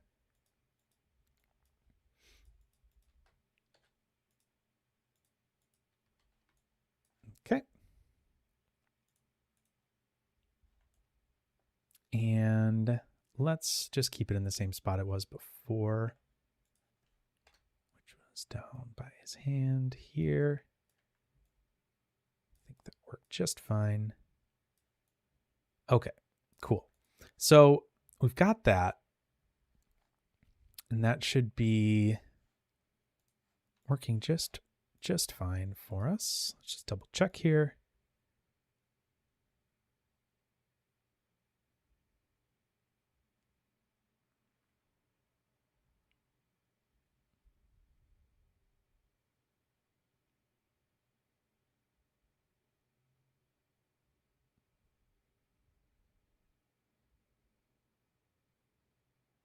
There goes the sphere through him.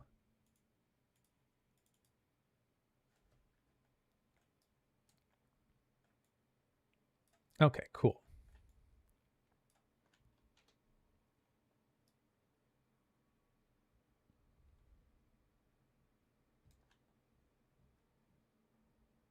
Looking good.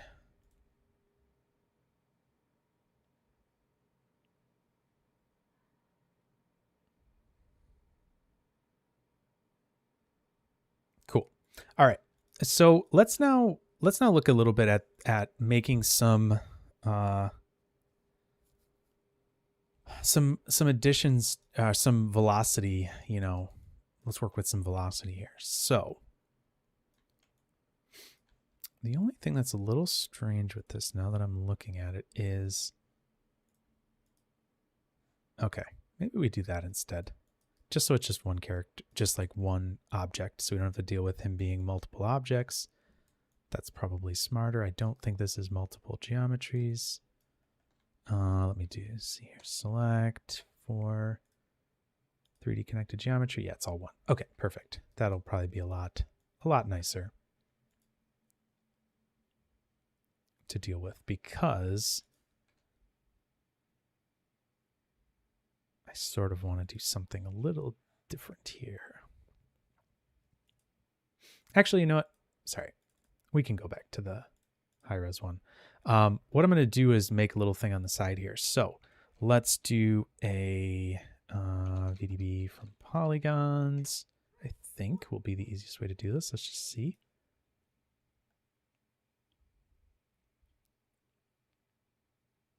I'm just going to make a little, just kind of shrink wrap of him. Yeah, see, that closed thing's getting weird there. So let's just do it like maybe.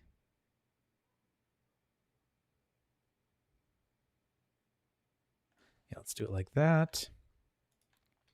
And then we'll do convert VDB. This is just making sure it's all just one water type mesh. So let's do it like that. That should work. Let's see what if we do. Yeah, it's probably better. Okay. So we'll do that and that. Let's do a fast remesh. How does that work? We don't have UVs. What if we just do 3D?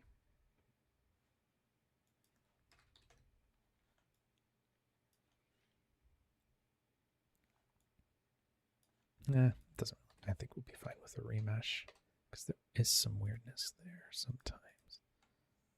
So let's do this. Yeah, go a little smaller on it maybe. Okay. Cool. We've got some triangles there that we can work with. And then there is this thing called, I want to play with this and see if what this will do for us. So this is the tangent field node, and this will give us these tangents all around. And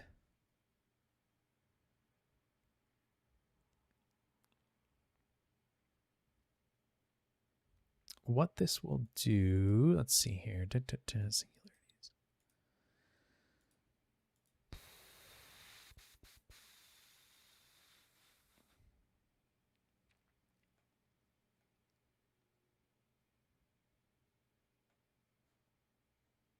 What I believe we're going to be able to get from this is multiple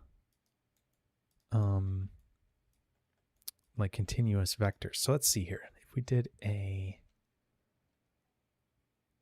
let's do a visualize on this actually.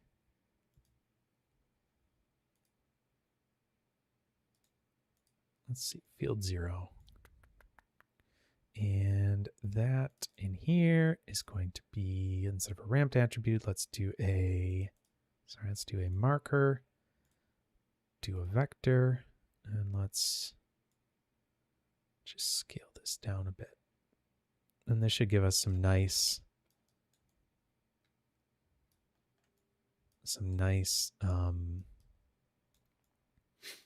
smooth vectors around this object. So that's kind of cool. I'm pretty sure that these are all in different directions. So if we did like this and then came in here and went field 1, be a little different. Field 2, yep. So these are all the different cardinal directions pretty much, I think. Or no, field 3. Just count.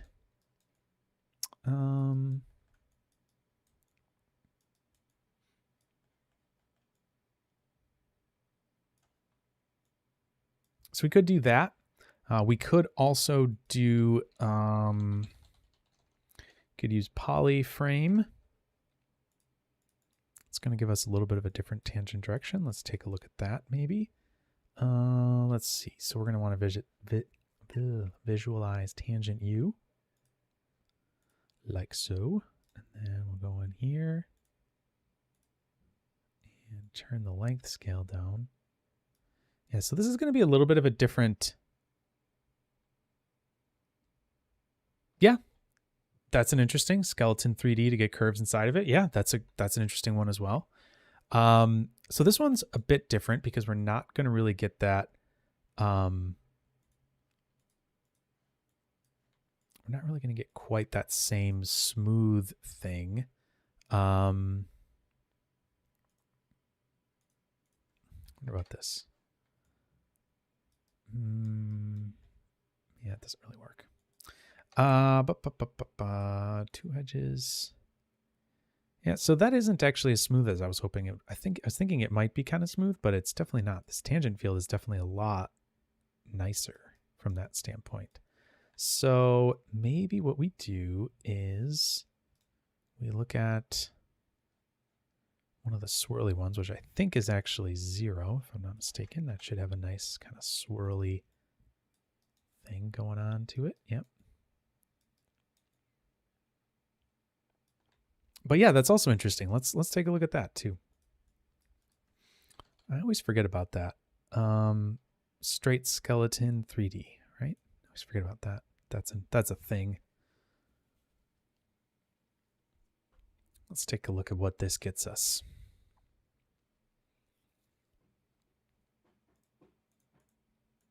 Hey, look at that. That's pretty funny.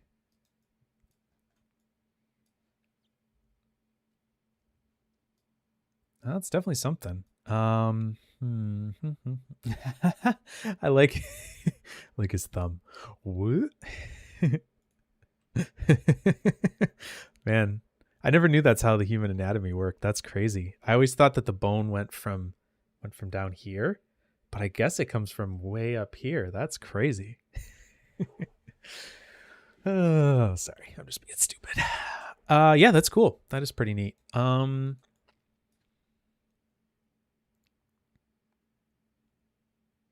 We could probably do that as an orient along curve, right?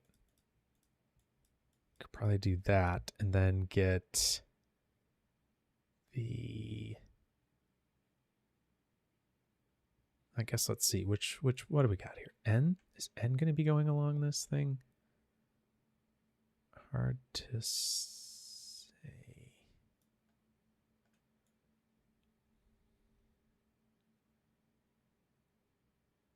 Yep, and we just need to reverse that.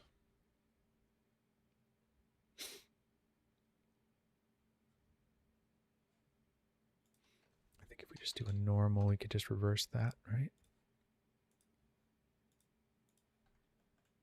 No, we don't want to compute them. Just want to reverse them. I think that would actually work then, right? Yeah. I think. It's hard to tell exactly what's going on there, but it's interesting nonetheless. So we could do that and then just, don't really need that. We could just use that and attribute rename from N to V. So now we've got a velocity there. Turn that off. We should have velocities. If we can see them.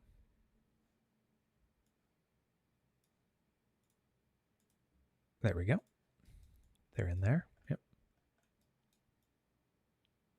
Okay, cool. That's interesting. And then we could look at this. Nope, sorry. This. And then say, I don't think we're going to use polyframe. I think we're going to use this. Yeah, I think a lot of people do that. You're like, oh, I got to make this thing. And then you're going through it and somebody's like, that's been like a labs tool or it's just existed in regular Houdini for like, you know, like 6 years. And you're like, damn it. It's always the worst. All right, so let's do this here. Rename. And we'll do an attribute delete. So this we will delete field star, and then this we will go from field 0 to V.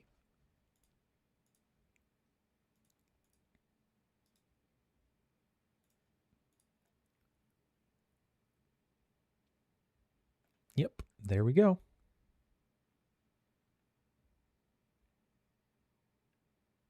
So we've got those field lines kind of pointing around here. So that's cool.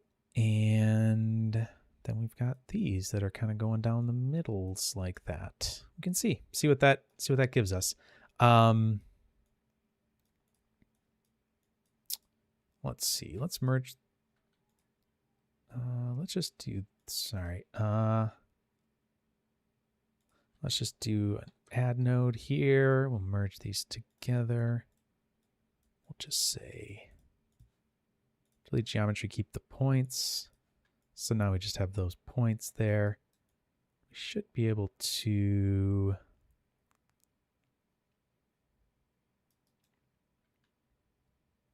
let's see.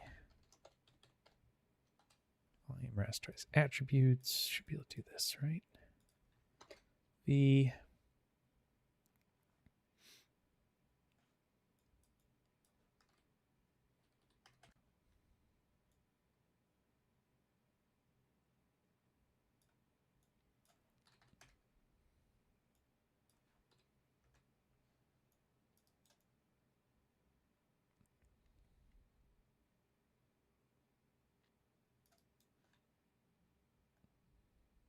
Okay, just adjusting this a little bit, something like maybe 0.05 like that.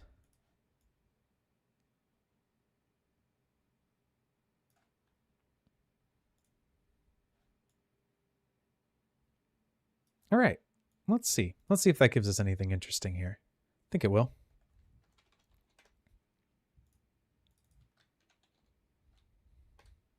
So we'll just do that. So there's a little val attribute there for us. So let's come in here. Let's grab a pop effect by volumes. Put this in here. And we'll advect it by, oh, right. That's just called V right now, right? That field is just called V. So let's just rename that. So we'll just say name. And we'll name it to val.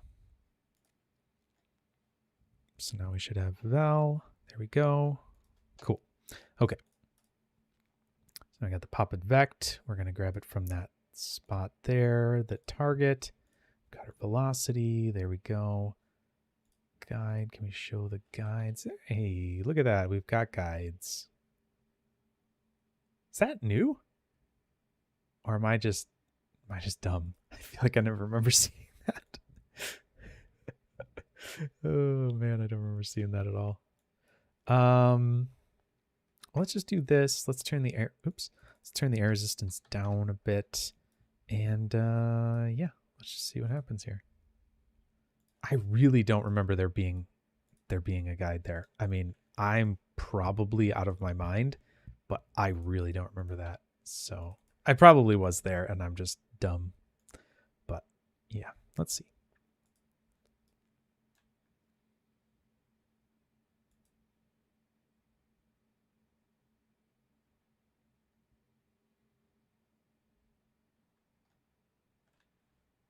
Actually, you know what? Let's just do this real quick. Let's turn this all the way up. Let's give it a little more scale just to make sure we're actually getting something happening here. Yes, we are. Okay. That is quite insane looking, but that's interesting. Huh. Huh.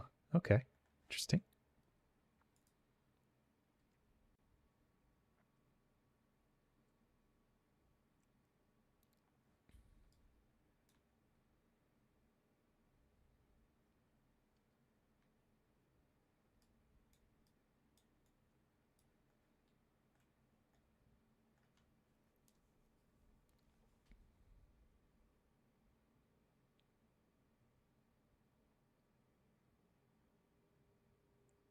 Oh yeah, I think I can see it already.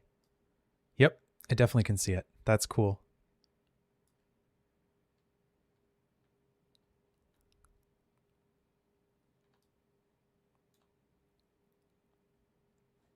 So let's just play this back. We can see that it's kind of all spiraling around. It's like going like around and around. Kind of interesting.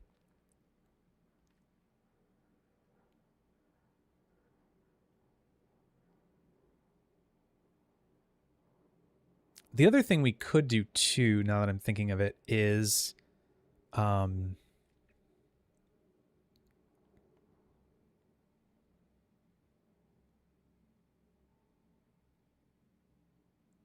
might be a better way of doing the volume thing, because it feels like it's only really getting that volume when it's getting to the very end there. One other thing I'm going to just add in here too real quick is a little bit of noise, because that's going to really help us as well. If we do an attribute adjust vector, I always like these because it's, not doing any programming or anything like that. It's kind of nice. Let me just turn on V, because that's going to be a little easier to see, I think, than having our vector lines here. So let's do this. There we go. It's a little easier to see, hopefully, in the viewport.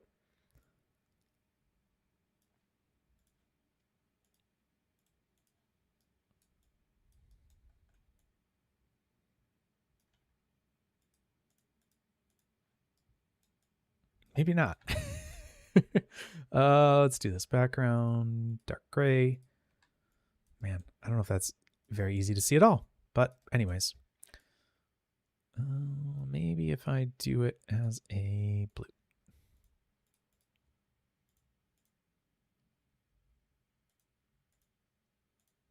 I don't know, man. Poof, that is, it's not the easiest thing in the world to see, but okay, here we are.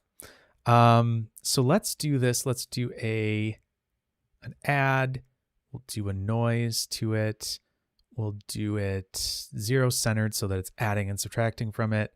Let's turn the amplitude down a little bit. Maybe we'll just turn it just a little up, maybe 0.5. Let's turn the element scale down.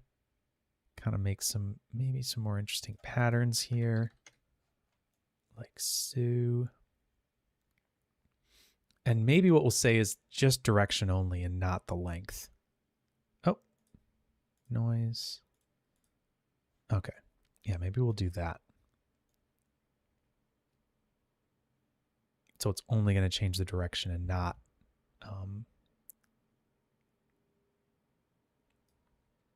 the amplitude. No, actually, I think direction and length is nice, because then we'll get a little bit of both. Okay, so let's do that. Let's animate it. Let's see what this looks like. Maybe we'll do the pulse duration to like 4. No, it's a little too slow. Maybe 2. Yeah. Okay, cool. Now the other thing we could do, maybe that'll be a little bit better, is let's take this. Let's turn off that. Oh, we've got this visualized up there. Let's take this. Let's do a volume from that. Can we do this? I can never remember.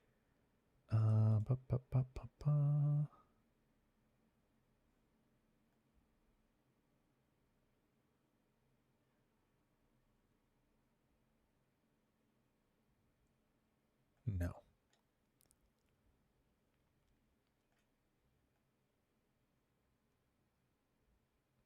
Why do we have a surface volume? Now we'll do val.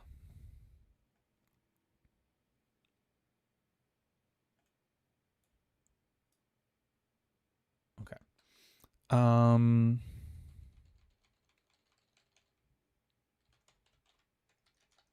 Sorry. Let's do a bound here. I always feel like I know of a better way to do this, and then I'm like, this doesn't seem like this is right. Anyways, let's just add a little padding here, maybe. Do a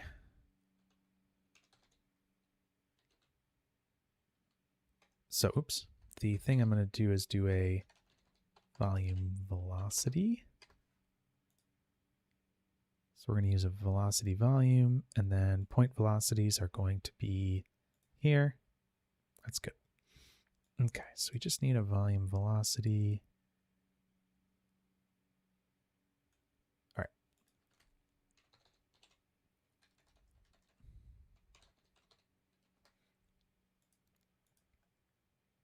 Gosh, I really wish that that would just set it to be the size of it. I don't know why that is the case. Or is it because we need to have a velocity in there to initialize it? That's probably what it is. Dang it. Does that work?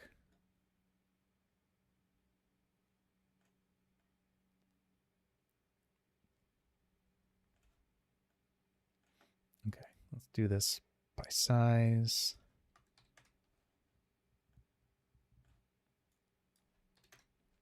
Whoa, that's too big.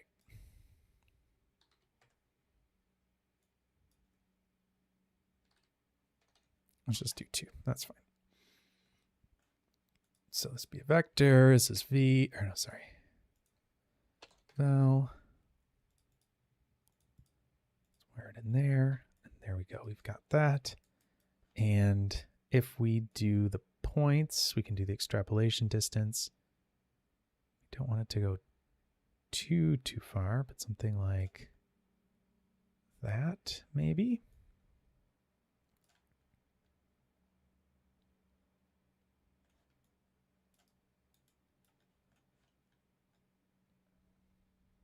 Actually, let's just do it a little further, maybe than needed.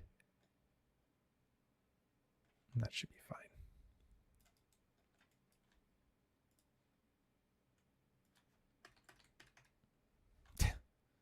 Okay, never mind. Silly. Okay, sorry, I was just being dumb. All right, there we go. We've got a volume. That should be val XYZ. Great. Let's wire this into here. And let's try that again.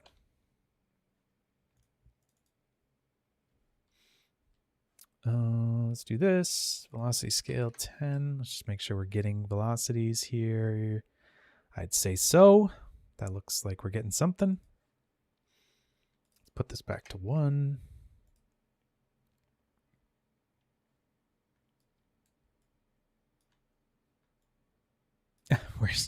Where's the shape of this guy? What's going on here?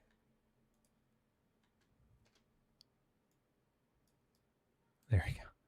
I'm like missing the actual guy.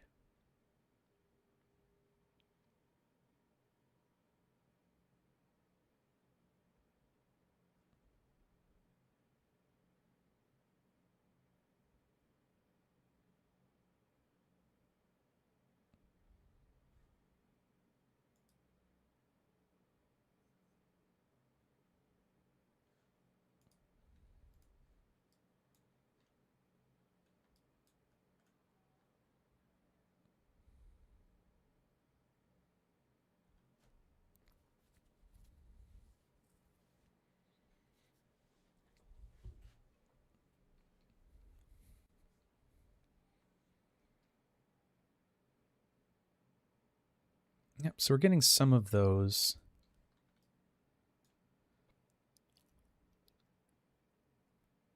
Noises here, and it looks like it's actually maybe moving around the body a little quicker. We're definitely getting that kind of swirling behavior, which is interesting. Let's see here. What if we do geo target? Let's look at this here. So we've got those and that.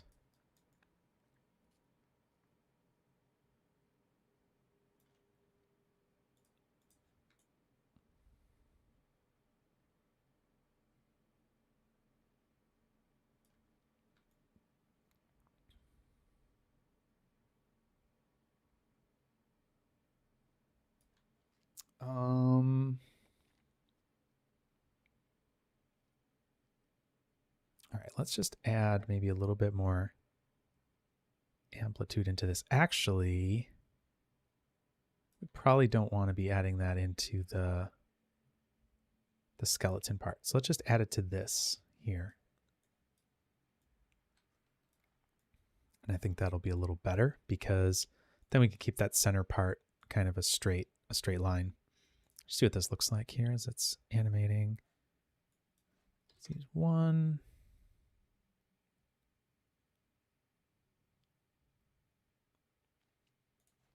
.5. Let's split the difference. There we go.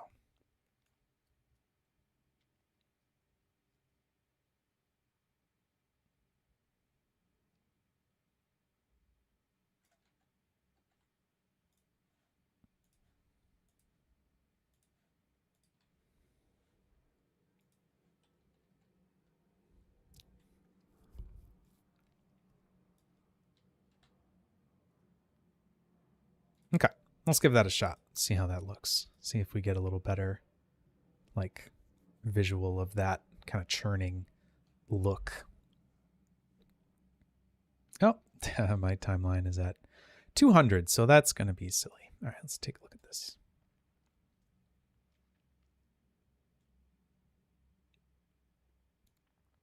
Another thing that we're going to want to keep in mind as we're doing this is how we have this advect set up, because if we have it set up as an update force, it's going to have to kind of load, it's going to take a little bit to add the forces in. So what we might want to do instead is update it to be update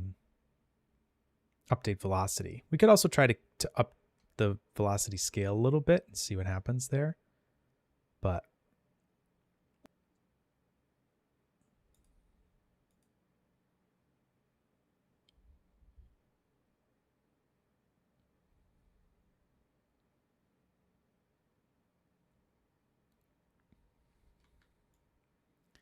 yeah, now we're getting some interesting kind of swirly effects here.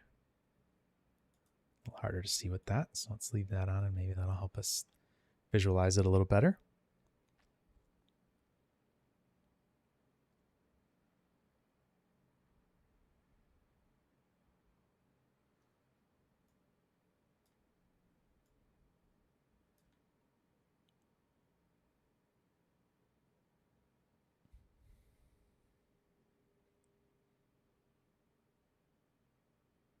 Yeah, we're definitely getting some of that, but I really do think we need a couple different things here. So let's do a couple things here. Let's do another attribute adjust vector here. Let's the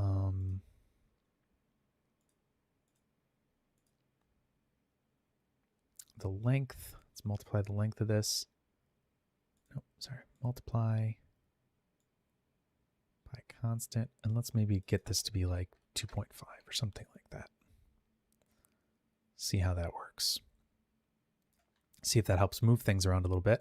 Let's come over here and let's adjust this value. And I think we even want to break this up a little more. So this might seem a little chaotic, but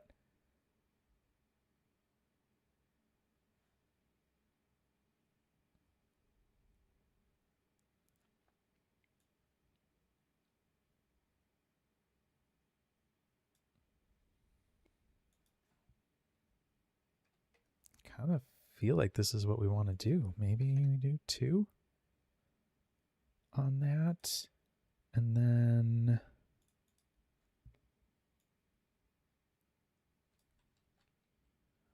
just seeing here what we can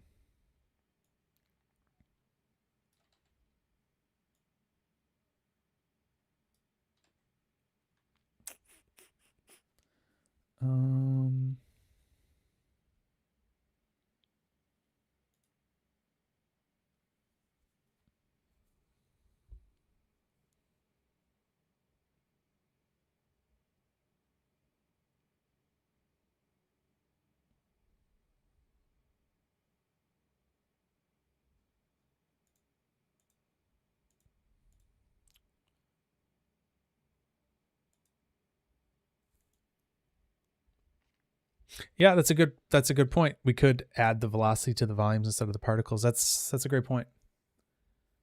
Yep. Yeah, we could definitely do that.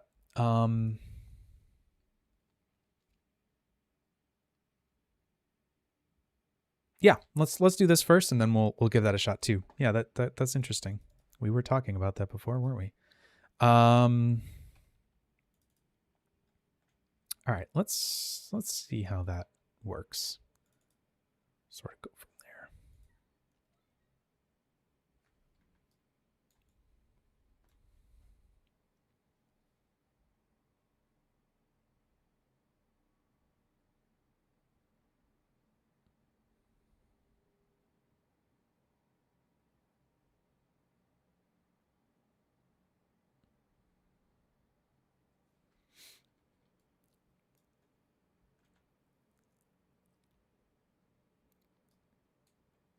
Well, it looks like having those central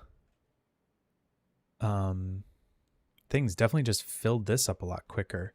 But now we're not getting quite as much on the right side there, which is kind of interesting. But let's see what happens here.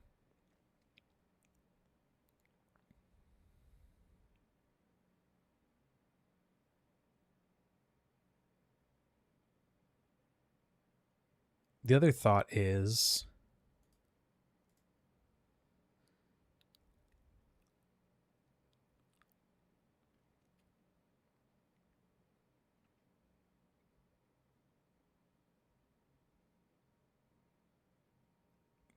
maybe the suction force is a little too high, maybe, to really be able to make this do exactly what we want. So let's just try that a little bit more here, and then turn this down, and then let's see here. This 3,000 maybe? I don't know. Just kind of thinking, what if that helps a little?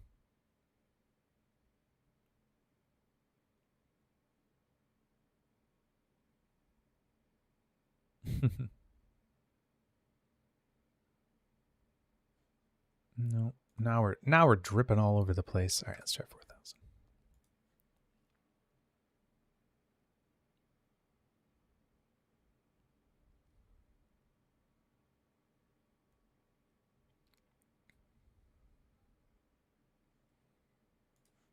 And a couple more things here. I'm just thinking maybe we do 4 and 4 here. Just see how that feels.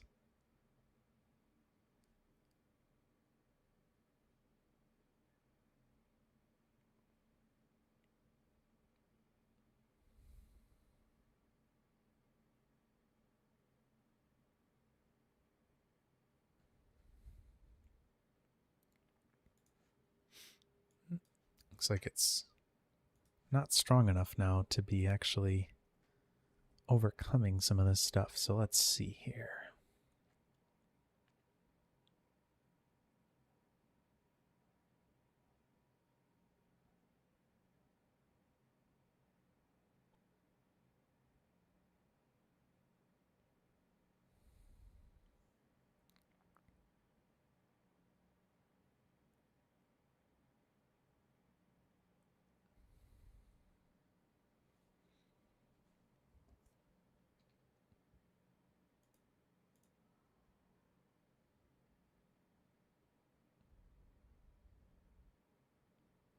Yeah, it's doing some kind of interesting stuff there too.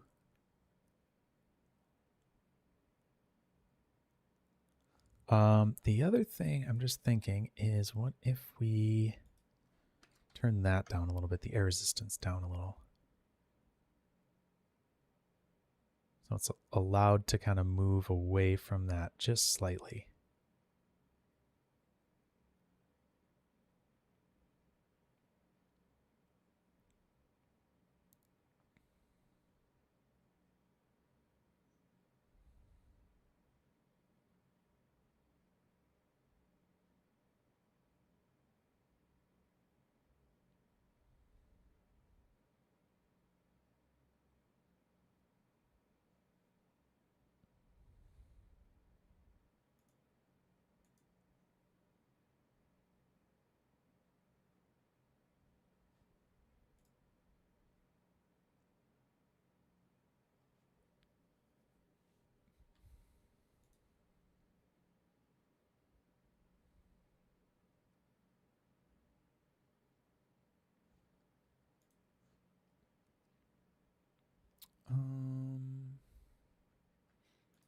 thing I'm thinking here is the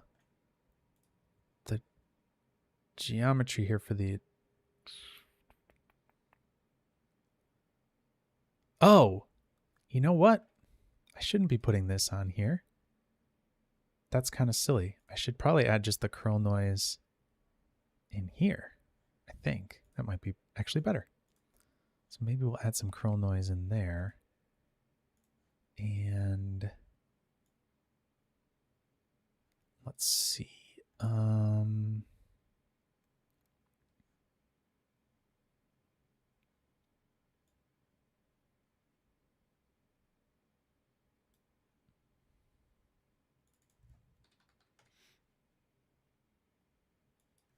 Maybe we'll do that. Okay, let's try that. Let's just see how that feels.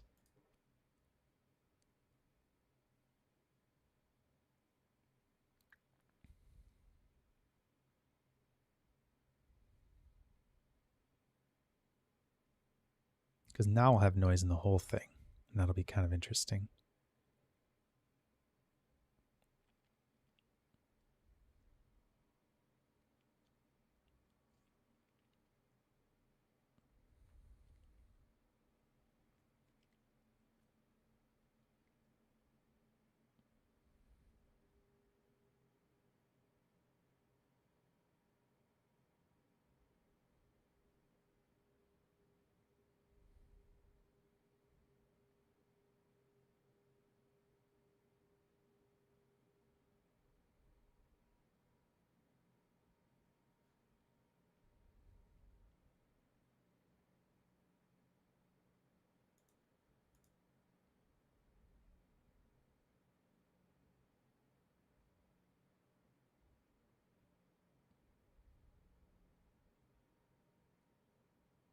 Yeah, I think that's kind of doing some interesting stuff there.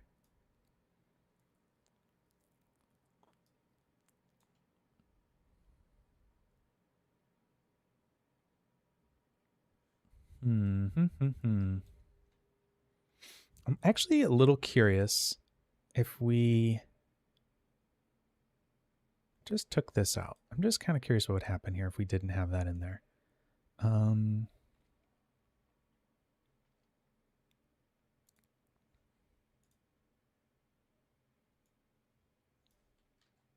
Okay, let's do that. Let's add the swirl size. Maybe we'll change that up to 1. Go from there.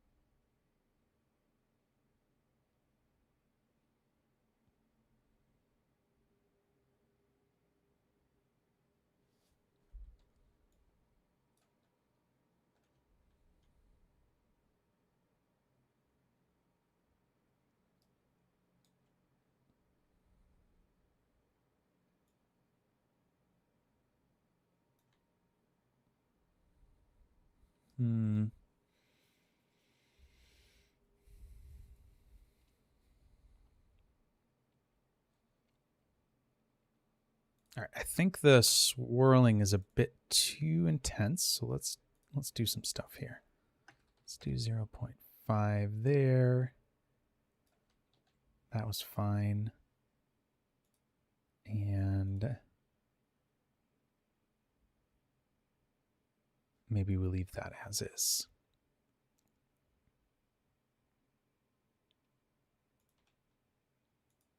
Okay. And again. Here we go again.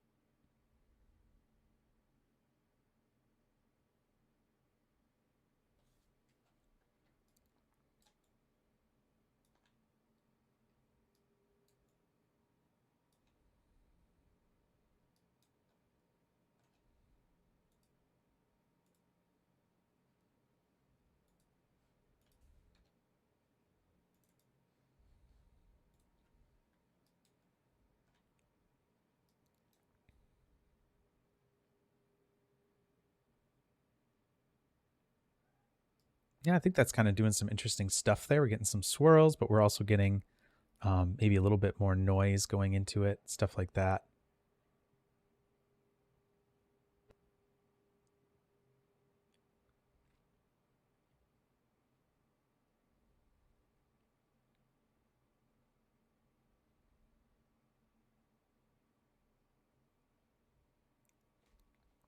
All right, so let's just try what we were kind of talking about before. Let me see if I could do this.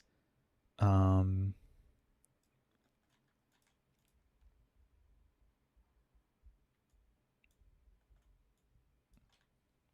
let me do this. Volume source that in.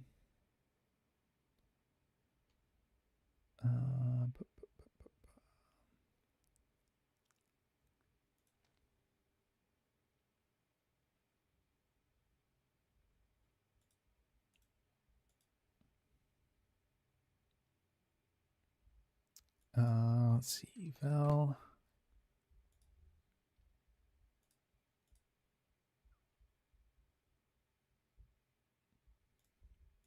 This is a vector. Source volume is val. Target field is val. Let's do.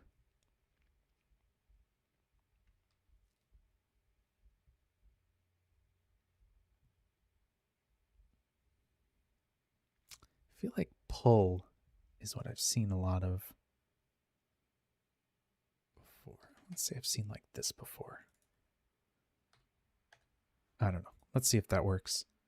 To this object, particles. Don't do any particles. That's good, val. Okay.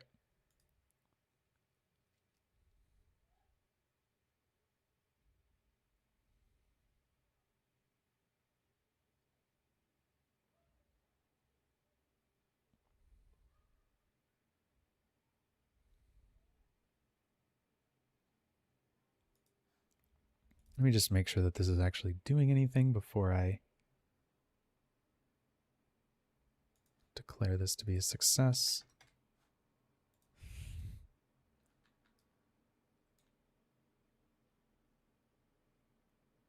Does not seem to be.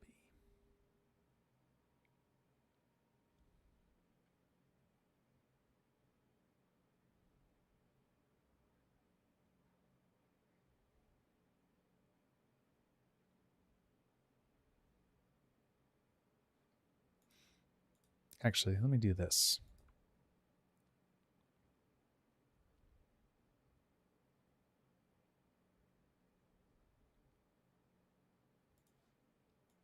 No.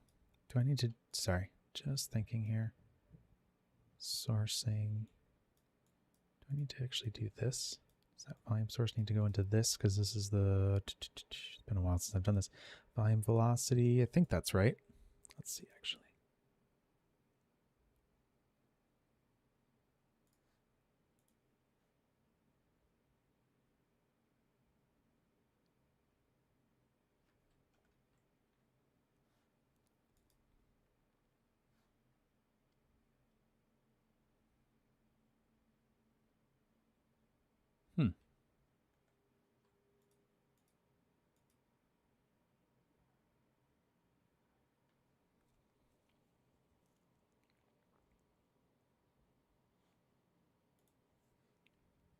Why? I'm sorry. I'm blanking on this one right now.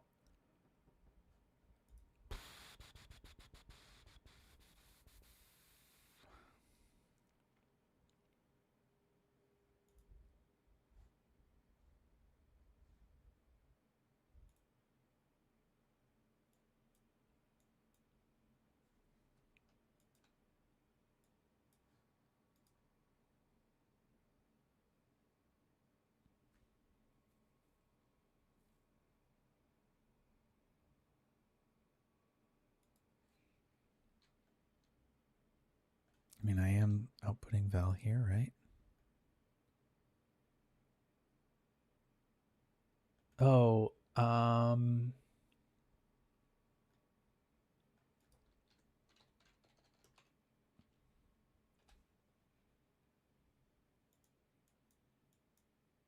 maybe this is what I need to do.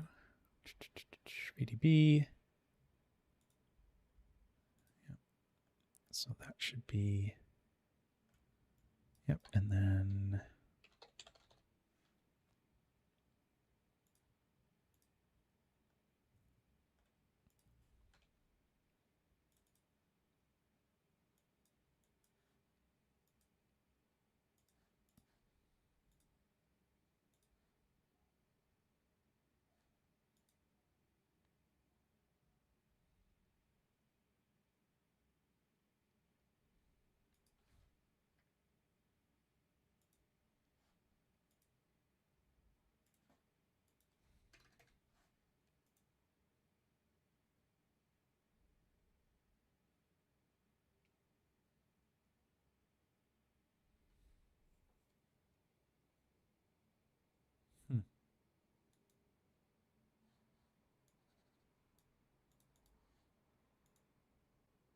there we go. That's what I was doing wrong. Okay. So let's do pull. Sure.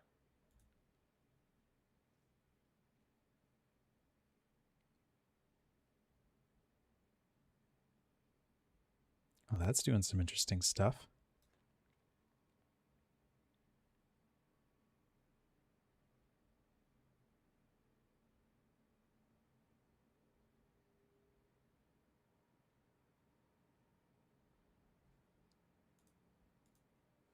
Okay, that's way cooler looking. Nice. Good call. And Keat. Nice call. Nope. We can't do add. That's right. I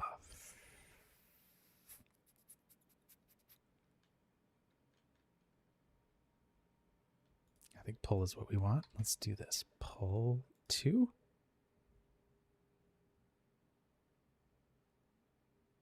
That doesn't quite seem strong enough.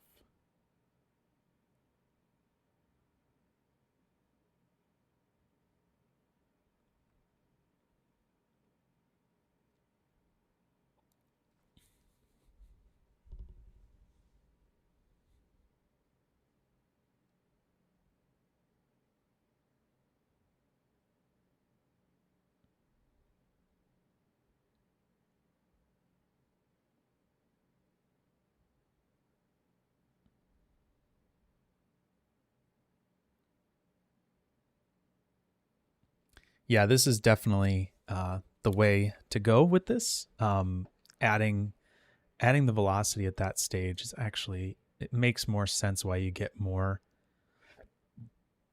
interesting results with it, because if you think about it, and I wasn't thinking about this obviously, just in the order of operations here, if you're advecting by that volume first in the particle stage and then putting that through, because that's the first step of the simulation that you're getting, right? And then you put that into the suction force, or you do that, then you add the suction force.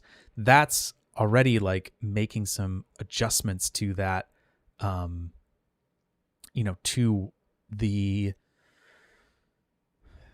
to the velocities that you're creating there. So you're doing the advection, but then you're doing the suction force. So that's kind of negating some of what you're doing there. So instead, it makes sense to put it here because you're going to be doing the suction force. So you're going this way, left to right, right? So you're doing the suction force, then you're doing this volume source. Now you could, I think if you inverted these, let's see if this will change this drastically. I don't think it will change it drastically, but it should maybe be a little closer to how it was before.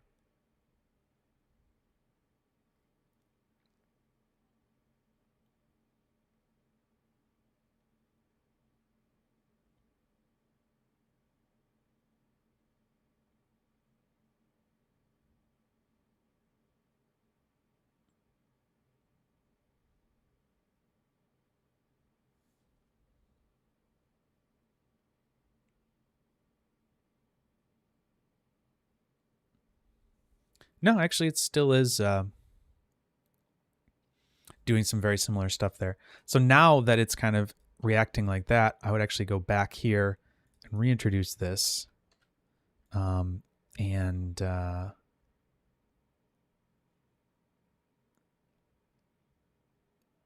then maybe what we could do is turn this source scale just down a little bit, maybe like that. Weird. And then we'll just kind of see what happens here.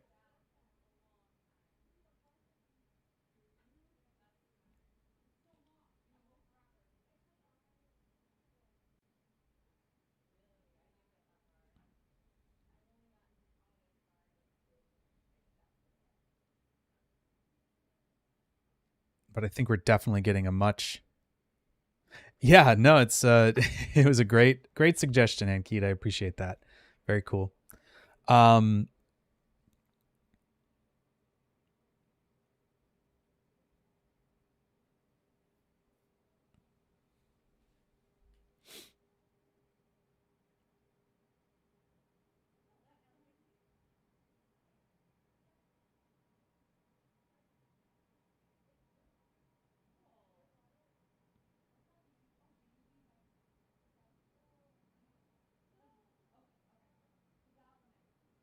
So yeah, you can kind of play around with the location of where this will exist. Where this could exist in your, your tree. Kind of play around with it, see what works, see what doesn't, right? Like, but I think this is kind of interesting, and you're definitely getting a lot more sort of churning behavior with this, right? It's like way more active, way more interesting, than without. So like, let's just do this. We'll get a little visual of it, right? Let's do this. Oh, you know what? I don't want to do that, actually. I don't want it to be just that part of the viewport. Clearly haven't started up mplay yet with this Houdini version yet. All right, let's just cancel that. Okay. And let's go in here, flipbook new settings, size, don't set the resolution, and go. All right, so this should, now, yeah, there we go. So, all right, so we'll do this, get the whole playback of that, and then I'll make another version and we'll take a look at that. So this is sort of what we're dealing with here. And obviously this could be tweaked and played around with, to all sorts of extents. You could make way more specific, velocity vectors and things like that would push this around in different ways. But yeah, there's really a lot of interesting stuff, I think, going on now where we've got this kind of folding over itself and all that kind of thing happening. And the other thing too is this over here, this sphere is obviously a bit too big, and it's kind of creating this like bulbous, like crazy looking bulge. So you wouldn't really want that either. So yeah, so there's that. And let's just turn this off and take a look at what we've got going on now. And let's do another sequence and do that. See how that looks.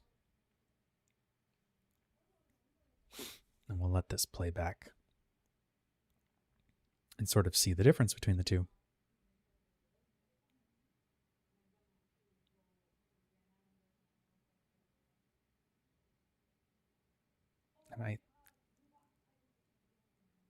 And I think you'll already start to see some of the major differences is that it really settles down when it gets to this kind of final result a bit more. So the question really then is how much do you want this to conform to your geometry and like stay as is, or how much kind of churning and twisting do you want to add to it, or movement in some direction, right? Like there's a lot of variables that you can kind of control here, right? And so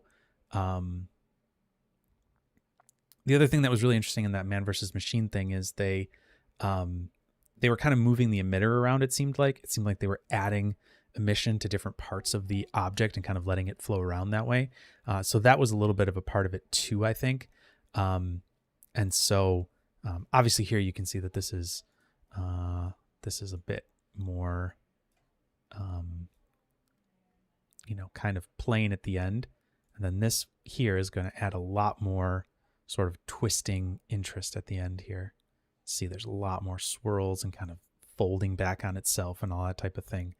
And I think that's really the difference here, is that this versus this, at the end, you're going to get a much bigger twisting and kind of churning at the end versus this one here.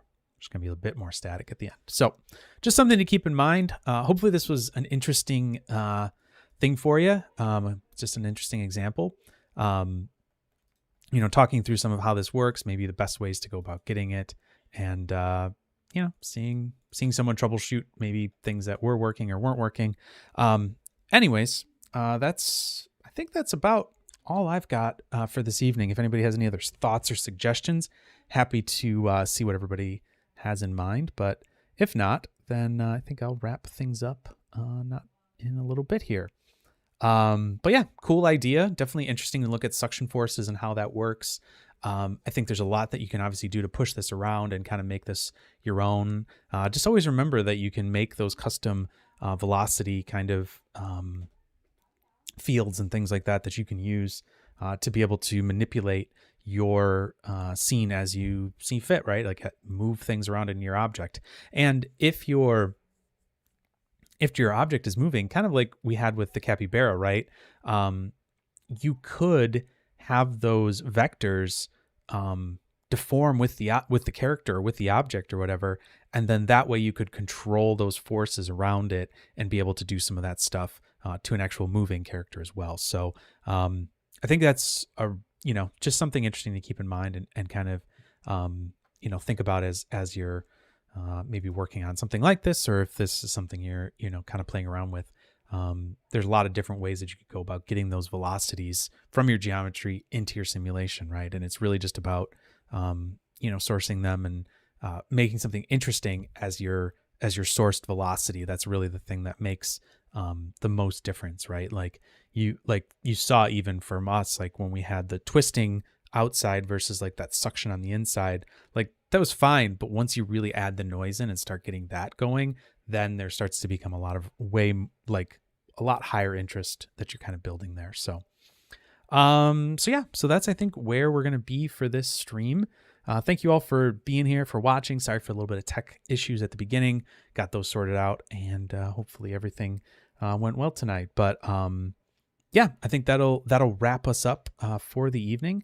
But thank you so much for watching. Thank you for chatting and listening and stuff like that. And if you have any suggestions or thoughts on the stream, or want to be a part of any conversations or things like that might happen during the week, there is a invite to our Discord server on HoudiniHangout.com.